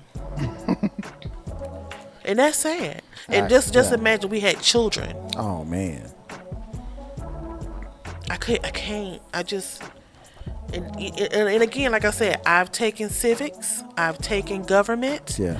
We are a country that produce our own money. I know we just can't go to the federal mint and just like, hey, produce $600 billion. But it's kind of funny when things happen to other countries, we have that money in reserve. Yeah. But when we have all these migrants coming over here, where is that money? People sleeping on the ground. Not the floor, the ground, the cement. Well, I ain't worried about the migrants too bad, but I'm more I worried am about. because they need assistance too. I agree with you to a certain They point. coming to but this country for something. I agree with you. I mean, they're coming here for a reason, but on the other side of the coin, what about the citizens that are already here? Oh, true. You're I right. mean, that's Them my. too. Them as well. That's my whole deal. Them The as citizens well, that are yeah. already here. More specifically, the Just black say the citizens. homeless. Yeah. Just say the homeless. The homeless is outrageous in America. Why are we supposed to be one of the richest countries? Do we even have homelessness? There should not be a homeless person on the street. No, Not one. not at all. Any But place we do. in It's the United ridiculous. States. Yeah, you can see them all up under the bridges and overpasses all the time. Healthcare, ridiculous. Yeah. Oh man, this is the only. Old people can't buy their medicine. Ridiculous. We were talking about that at lunch. But you don't never hear nothing. Now to go to these different people platforms that's running, they might mention it a little bit. It's like a little one line item. No, you need to elaborate what you're gonna do for the expensive. I call them mafia, which is the drug industry. That's exactly what they are. Not the drug industry. Legalized drug dealers. Yeah, but we call them what they pharmaceutical companies. Right. They're like the mafia. That's what they are. I can't think of nothing else because everything else is so high. Expensive. Like with the UAW right now. United. Yeah, let's talk about that for a minute. Them people have to go on strike To get a pay raise. to get a pay raise that they haven't had In decades. in decades. To get better benefits that they haven't had In decades. That's crazy to me. They started producing these products, these new generations of products, these new ideas that these engineers are coming up with. Right. They putting in the blood, sweat, and tears to get these products out to the masses. But what the owners are making. I've heard this once. Well, I always listen to podcasts. This podcast said that what one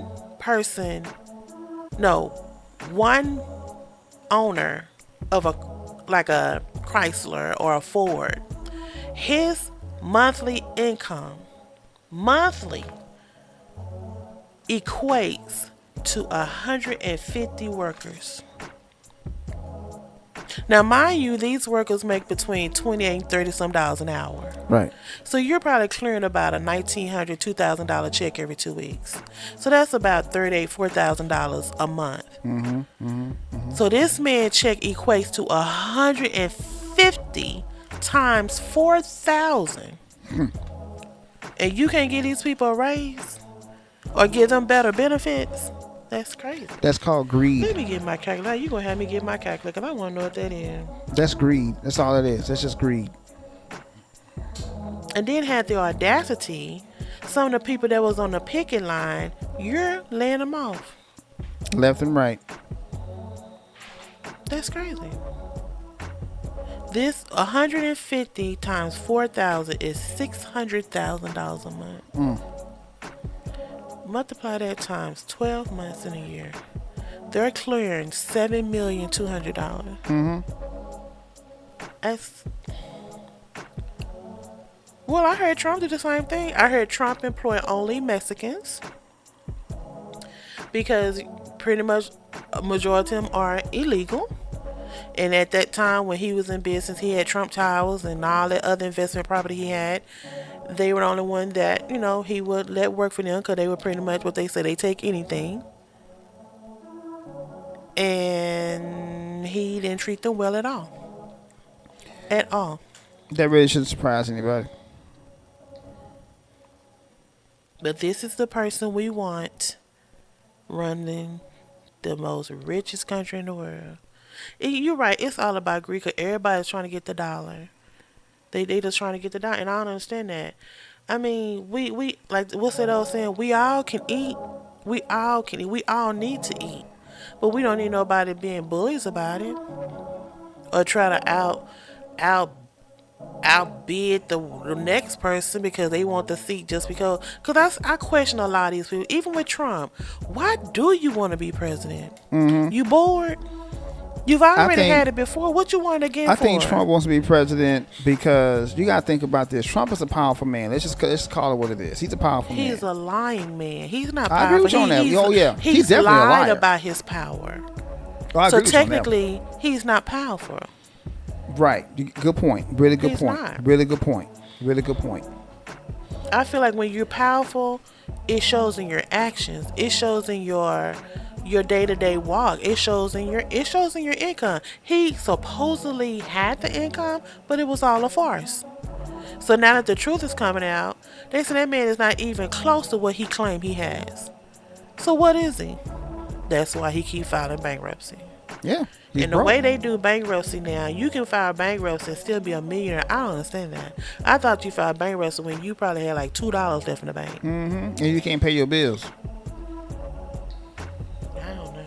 Bankruptcy was originally designed as a safety net. Okay?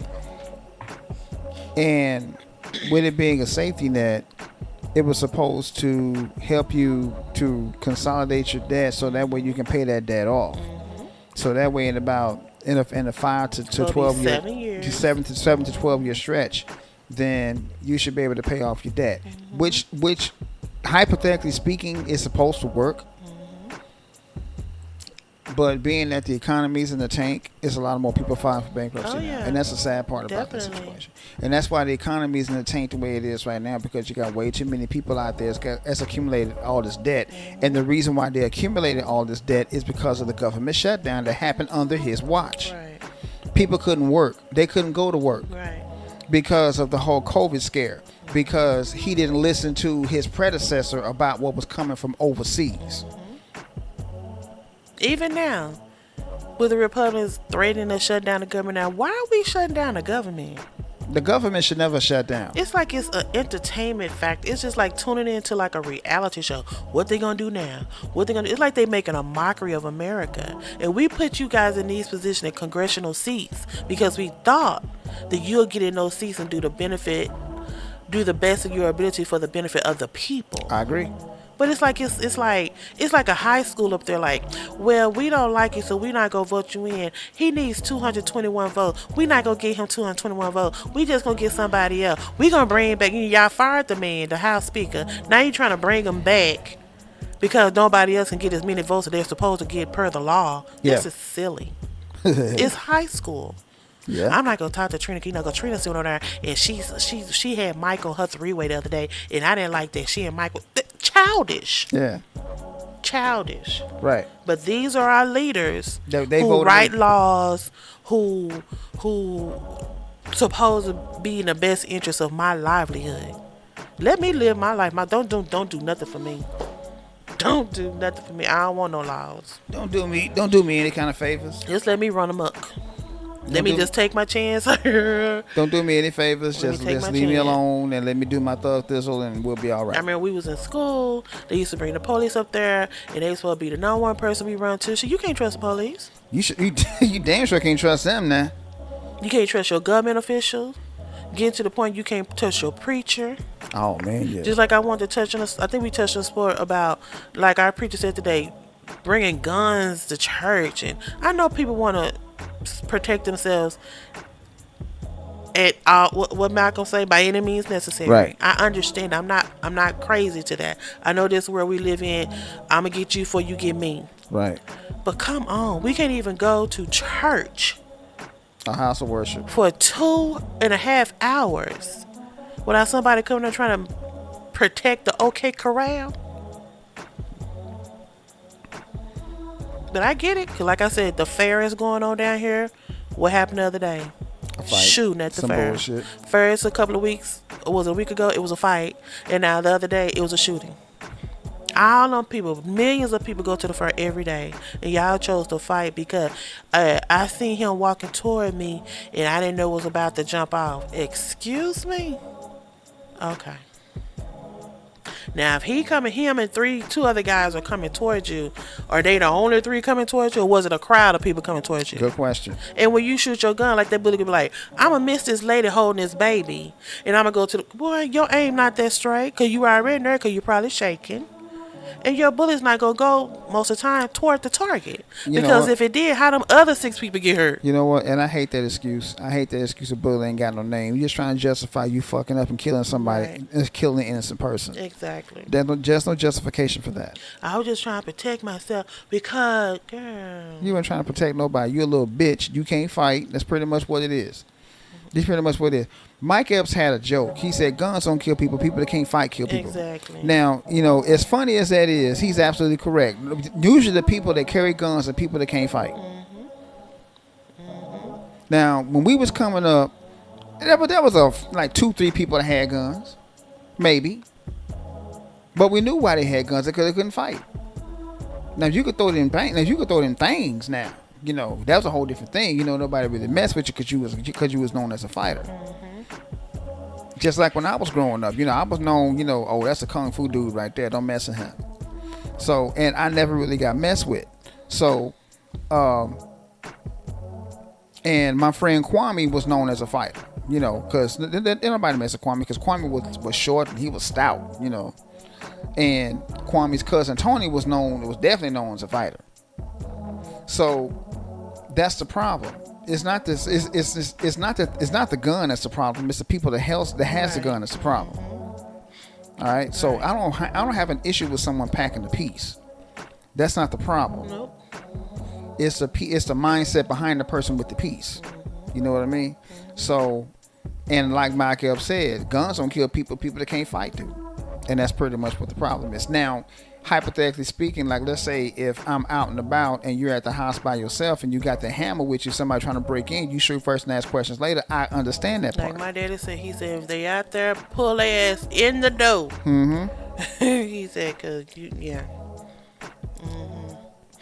Cause you must want to be in here. So whatever happened when you got in here, I say it all the time on this show: consequences and repercussions. There you go.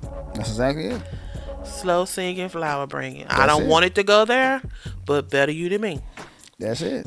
Well, since we don't have anybody in the chat room, I'm not going to open the phone lines.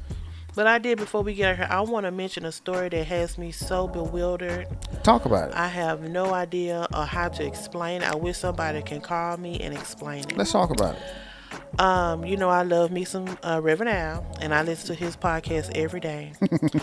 And this man has been preaching about the Fearless Fund and what they are doing to these black women, black female entrepreneurs who has created the Fearless Fund to help assist and give grants to black females to become an entrepreneur.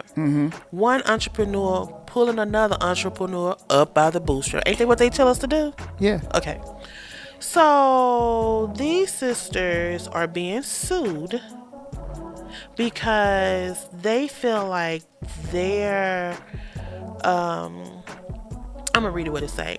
A panel of federal appellate judges has temporarily blocked an Atlanta-based venture fund from awarding $20,000 grants to black female entrepreneurs, saying that the program was quote-unquote racially exclusive and substantially likely to violate a federal law prohibiting racial discrimination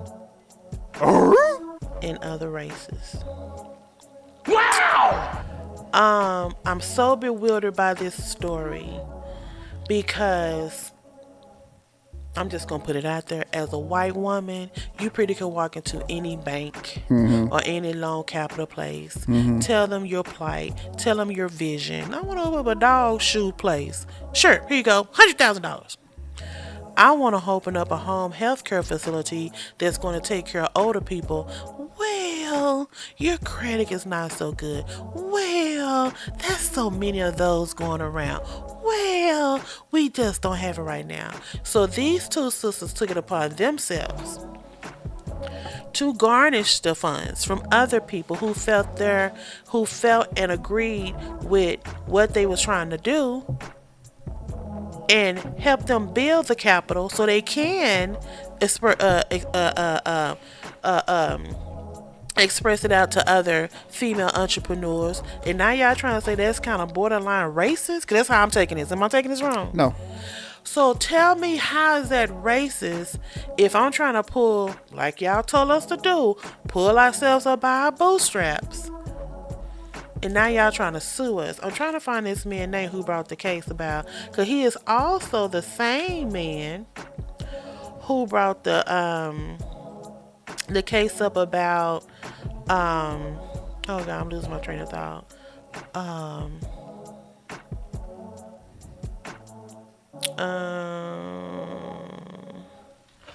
What did he do? Trying to take away civil rights. He was I felt like that the civil rights need to be reconstructed. What need to be reconstructed about it? His name is Judge Charles L. Wilson. He's a white dude? Of course. I already knew it.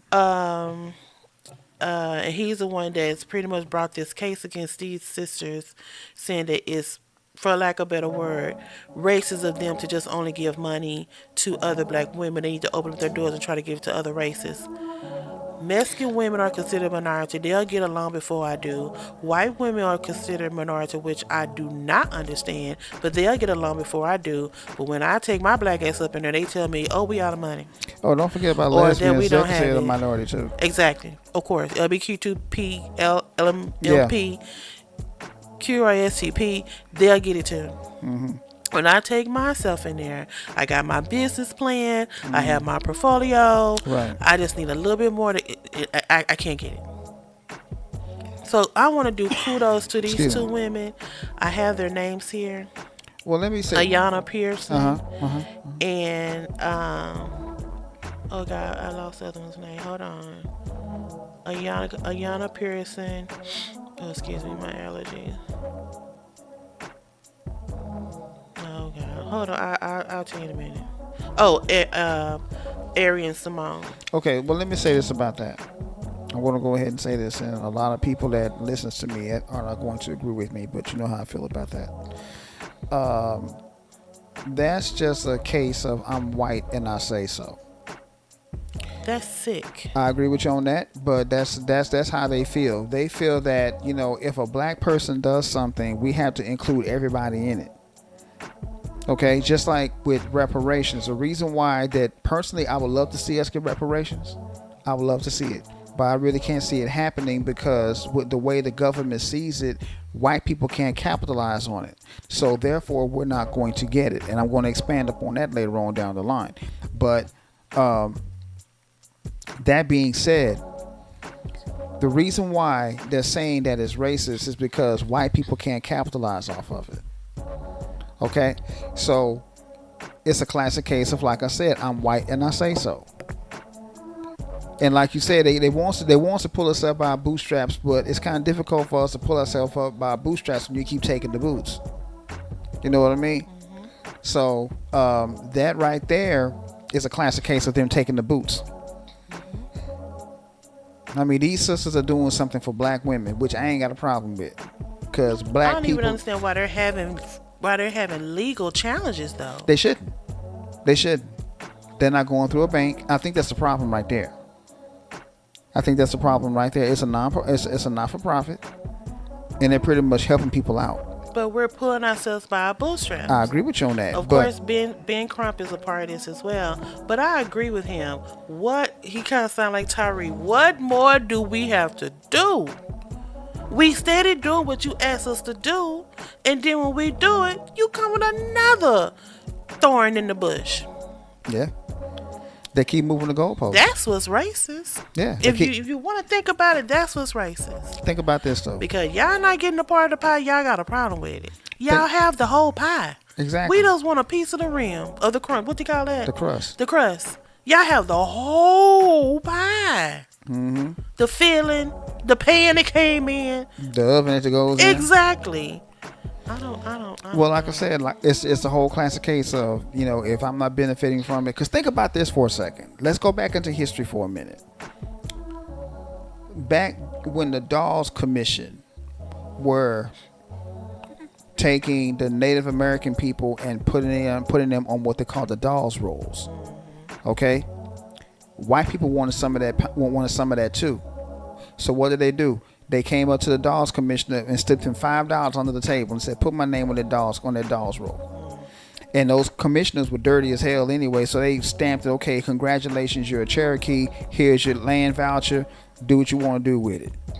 Congratulations, you're a Chickasaw. Here's your land voucher. Do what you want to do with it. congratulations, you're an Apache. And that's why you got so many blonde hair, blue eyed Native Americans out there. They ain't got that much Indian blood in them. But because they're on the Dawes Commission, you know, they can benefit from it. And that's the reason why. Because that's the main reason why, number one, black people won't get reparations, because white folks won't be able to get a piece of it. But, and number two, that's the reason why these sisters are having so much problem, because white folks don't have a say so as to whether or not they get a piece of it. But they have generational wealth. A lot of us is not joined or born with generational wealth. I agree with you on that This is point. a chance for us to have economic freedom. That's the Can problem. we be free? Do we have to be on government assistance for the rest of our lives? Whether you know it or not, you just answered your own question. I don't understand that though. Why do we have to be the ones? Because they need something to look down upon. That's how white supremacy works. They have to be somebody to be supreme over. Well, I appreciate Brother Crump. I appreciate Brother Al Sharp. There's a lot of other heavy hitters that are getting behind these two young ladies and their especially them, but their whole organization, like the NAACP, Legal Defense Fund, Right. Women's Law Center, the Crutches Law. I mean, it's a lot of different organizations getting behind it. So I feel like if they are trying to pick this organization off, I think they're gonna lose.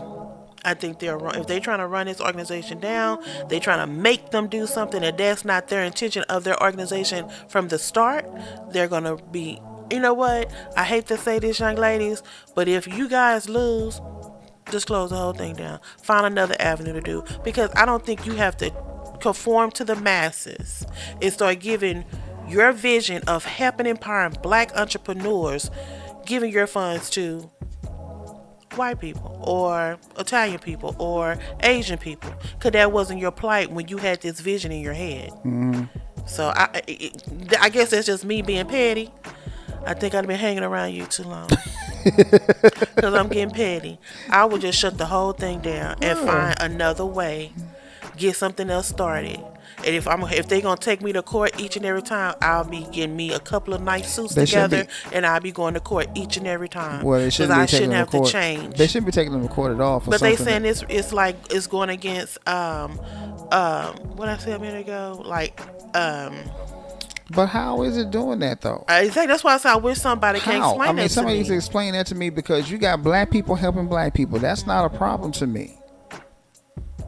I don't have a problem with that. Just like you have, there are some programs out there that's strictly for Hispanic people, people of Hispanic descent.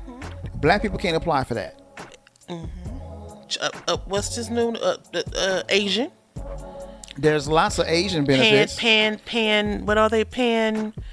Pacific Islanders. Yeah, Pacific Islanders. Yeah. Asians. Yeah, Asian Americans and Pacific Islanders. They have programs out there that helps them that strictly helps them. But when it comes to black people, we gotta help everybody. Come on. You see so many nail salons, so many liquor stores, beauty supplies, and they're mostly Asian owned. whatever it is, Islanders, Asians, Koreans. What's the one who do your nails? Just say Asian, leave it there. Yeah, that's what I said. The whole spectrum of Asians. Yeah. Disrespectful, tight-eyed people. The people with the tight eyes. Yeah. So how are they coming over here with that money? No.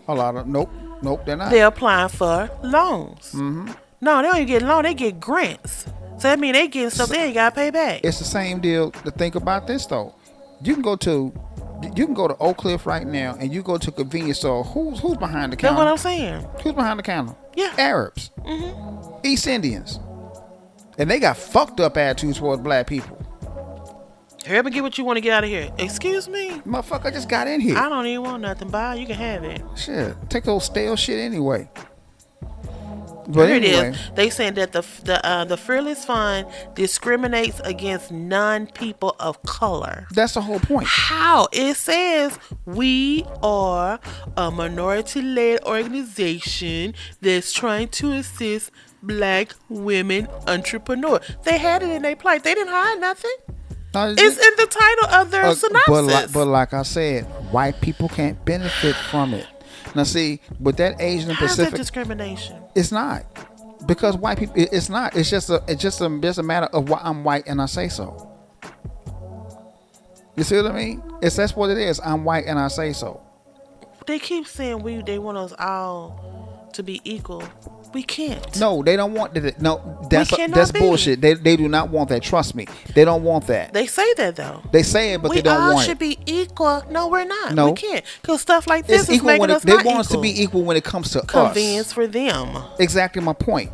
When it comes to us, they want to be equal. They can be as unequal and as biased as they want to be. But when it comes to us, we got to share everything with everybody. Again, like I said, when that one Asian dude got his ass kicked by an African immigrant, by the way, it wasn't even a black person. It was an African immigrant that kicked his ass. That law got passed overnight, and they benefit from that law. I'm trying to find it's 3. Hold on. The Fearless Fund was founded in 2019 by 3 black women. So let me find it. I want to shout out her name as well. Because I think this is awesome. It was founded in 2019 by 3 black women. The Fearless Fund has championed economic empowerment and opportunity for women of color. Right. So I'm pretty sure they had to lay that out when they tried to apply for their LLC, whatever they have. Right. So like I said, it wasn't they put it in there as a footnote. It was spelled out in the title. Right. Okay, I don't know. Like I said, I'm having a hard time with this story. I hope they win because this is asinine. That some congressman is trying to take them to court. Well, not take them. They are in the process of being in court. Right. I don't know. I just hope it comes out in their favor and they can continue to assist black women to empower them to become entrepreneurs. Right. Again, you tell us to be, you don't want us to be separate but equal. You want us to pull ourselves up by our bootstrap. Here's an organization that's trying to assist us with pulling ourselves by our bootstrap, get off the system, get off of food stamps. We're trying to do that, but by you filing this court case, what is that doing? That's pushing us back down the track a little bit further. And that's what they want. That's exactly what they want. Because again, like I said, they're not benefiting from it. If they were benefiting from it, it'd be a whole different thing. I give you a prime example of what I'm talking about. The Nation of Islam is strictly independent. They have no government assistance to keep their doors open. They have their own farms. They have their own stores. They have the whole 9. White people hate that about the Nation of Islam. So the first thing they start trying to do is demonize Louis Farrakhan and his whole organization. Okay, here we go. Ayanna Pearson, Jessica Alba, and Arian Simone. They started the Fearless Venture Capital Summit in Atlanta. Yeah. But Parson and Simone launched the Fearless Fund to provide venture capital to women entrepreneurs of color. Now let me ask you this. Most of the people who got those PPE loans were what? Shit. They was even celebrities. Shout out to Brett Favre. Hello? He committed all kinds of fraud. Hello? And he's still Has walking he done? around. Have you heard him paying back anything? And he ain't paid nan part of that. And Hello? he ain't been to nobody's court. Hello? Isn't that discrimination? Because most of those PPE loans went to who? Mm-hmm. People who had businesses already. White people. Right. Mostly white people, yeah. But here Mostly these white people, these young ladies didn't do nothing with the PPE loans. Mm-hmm. They got this capital up themselves. Yep. By going to big companies and asserting their values and their plight. These companies got behind them like, okay, I think that's a good idea. They raised the capital. Is that the problem? Because they raised the capital themselves? Yep. Is that what it said? That's exactly it. Okay. So stop lying and say you want us to be economic free then, because you don't. They don't. You want us to get $100 a month and then $1,000 in food. So how do they even equate? Who eats $1,000 in food a month? I can't. You gonna give me $1,000 in food stamp, but $100 pay my bills with, and light bill is $300-$400 a month because it's hot as hell outside. Hell yeah. I want to bring this up because I don't know if anybody has heard about it. I thought this was the most asinine case I had ever heard. I'm glad you did. Like I said, I heard about the Fearless one, but I really didn't know a lot about it. Like I said, I heard Reverend Al and his daughter Dominique always mention it, but then just hearing him talk about it and the sadness in his voice. But then he turned around and said, we got to get behind it and help these sisters. And that's why, like I said, I don't know who will hear this, but please, if you can, get behind these sisters. Let's let this case be thrown out and support these sisters for doing what they're doing. Because first of all, they're young black women. They're not... I'm gonna say something bad. They're not athletes. They're not so-called rappers. They're not cosmetologists. They are business women. I like how she said so-called rappers. We don't have no rappers out now. Show them. I mean, I love Queen, but she not rapping real hard. I know MC Light is on tour, but she ain't had nothing new. Who's Yo-Yo? Cool as me. She don't have nothing. Well, I think she do have something new. She coming up with something new. Yeah, but it's not out right now. That's why I said these so-called rappers that's out now, right now, no. And I got something to say about those so-called MCs myself, because for those of you who don't know, I'm a really big hip hop head. My wife will tell you that. I love hip hop. And the BET Awards. Oh Lord. The BET Hip Hop Awards were out. Lord have mercy. Now, the highlight of the show to me are the ciphers. As a rapper myself, I like to hear other people spit. None of these ciphers were even remotely good. Am I wrong in saying that? The only part that I like is when Bun B came out there. Now, thank you. Bun B did a cipher, man. It was off the chisel. He gave homage to Texas first and foremost. Of course, that's what he's supposed to do. And I like that, but all the rest of that, that's what he's supposed to do. Now, for those of you who don't know, you hip call hop. you Fred? I'ma say I'm Flea. What? Yeah. What? Let's not go there. Okay. Let's not go there. All right, she flee. Let's not go there. Okay. But anyway, in those hip hop awards. Now, for those of you who don't know, about the only good thing that they did was they paid homage to one of my production icons, DJ Marley Marl. For those of you who don't know, DJ Marley Marl is responsible for bringing sampling to hip hop. Okay, and he pretty much revolutionized that pretty much changed the game, for lack of a better term, in hip hop.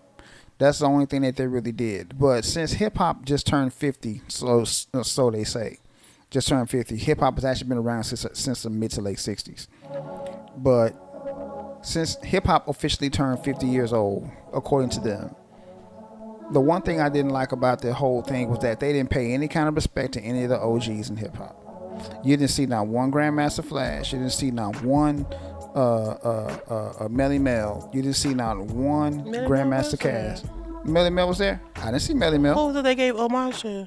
Marley Marl, baby. Oh, Marley Marl. Okay. No Melly Mel. No Too Short. Grandmaster Cass. No Too Short. I like Too Short. No Too Short. I mean, he's considered an OG in the game.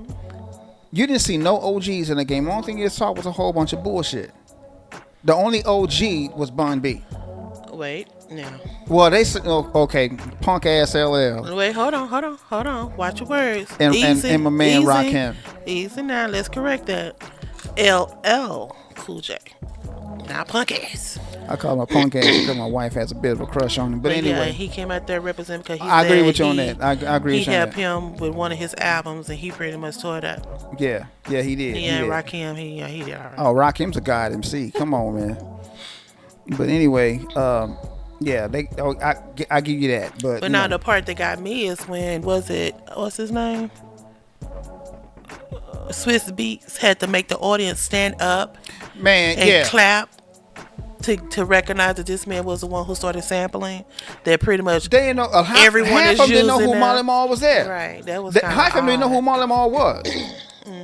That was the sad part. Yeah, but I made it my business not to watch it. The only time I watched it is when Bun B did his freestyle and when LL and Rakim did that thing. That's the only time I watched it. Well, I pretty much looked at all of it, and Hot mess from the start with Sexy Red and Lil Baby. Oh my God, yeah. I like the Jermaine Dupri little breakdown. That was cool. Yeah, so definitely. Of course, LL paying homage to Marley Marl. Marley Marl.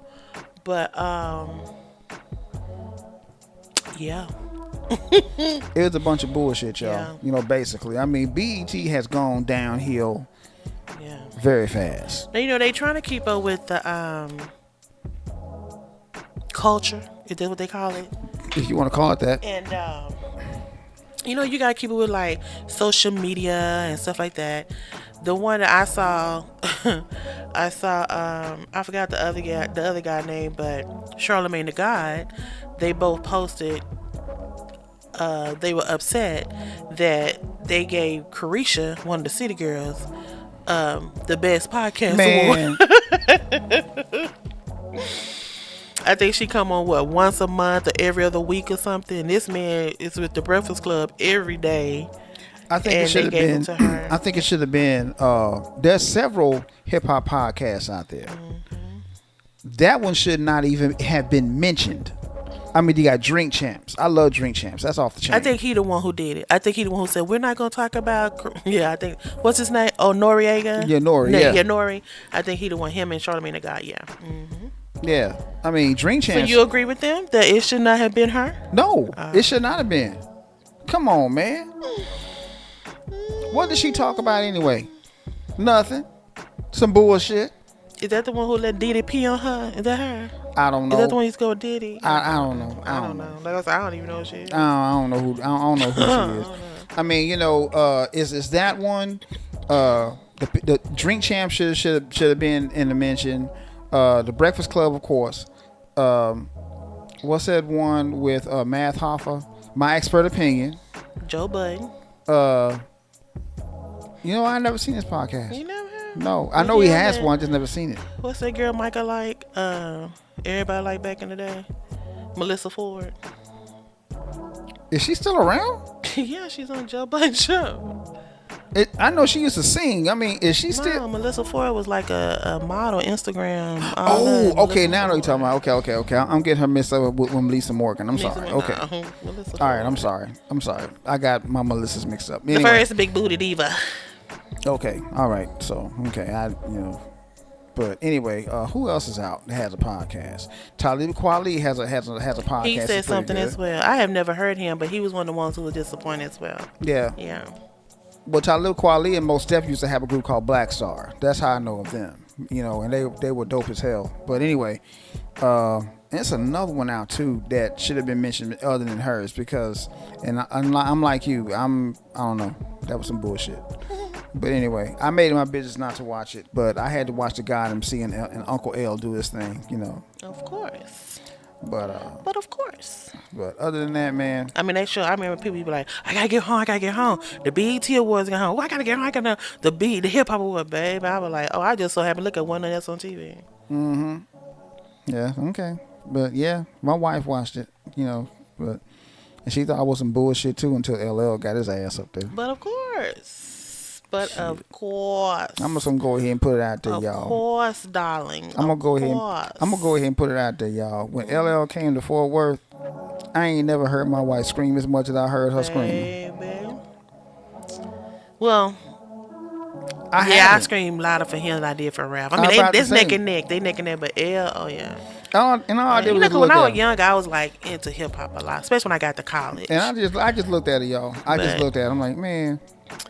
Yeah. He put on a hell of a show. Like I said, he could have carried the whole show by himself, even though he had the others. With the catalog that he has, yes, he could have. But he could have. He could have carried the whole show by himself. But you know, he has one hell of a catalog. Oh yeah. So you know, and got some current stuff out. Even though he's already considered the GOAT.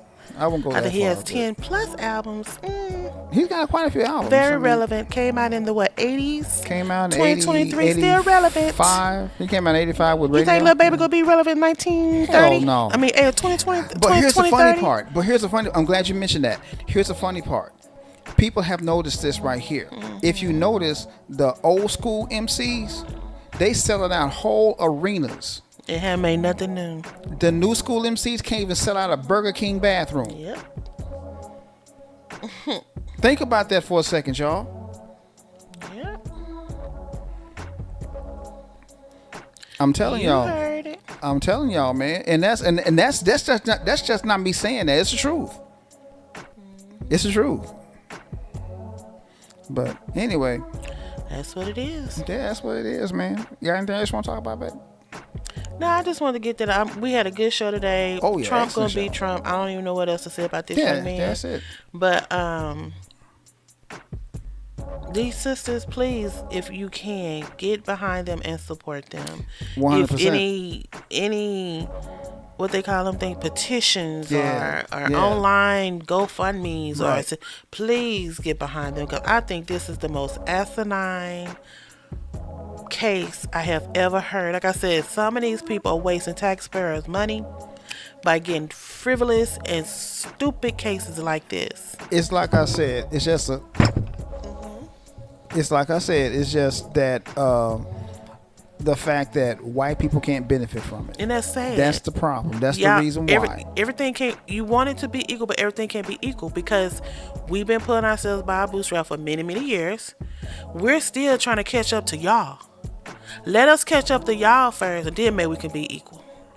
But until then, it won't. And we've been trying to catch up to them since what, 18? Since they took off the chains. Exactly. So, I don't know. Yeah. Well, good show, darling. Yeah, as usual. You know, I mean, like I said, y'all, we were. Well, we were, you know, we normally did the show at 6 o'clock, but we did it at 6:30 today, man, because, you know, we had to set up and everything. But, you know, it is what it is. So, but as usual, and I always say this, and I continue to say this, I enjoy doing my podcast with my wife. Absolutely. We get I a enjoy lot doing it done. with my wife, too. Whatever. Anyway.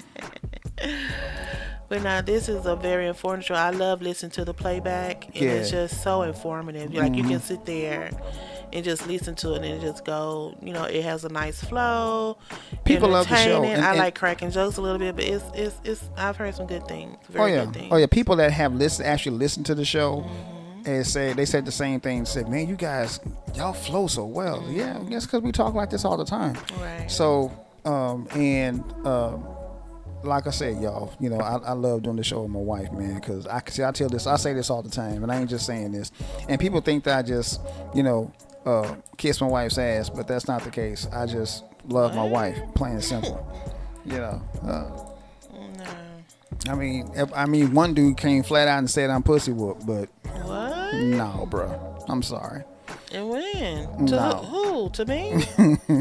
No. Nah, bro. I'm not. Don't let the I just cute love face my wife. fool you. He not now. Nah, I love my wife, y'all. You know, trust me. I love my wife. No. Plain and simple. So, you know, I just love my wife. You know, and if you don't love your woman, your wife, girlfriend, or whatever, that's on you. You know, your and girl or your man, that. Whatever you exactly, have. whatever you got. You know, if you don't love your significant other, then that's on you. I ain't got no problem.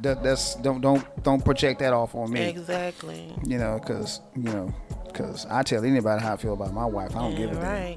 So, but and she feels the same way about me. So, damn right. So, you know, we ain't worried about it. I'm just like Cardi B. I'll bite somebody for you, boy. Come on now.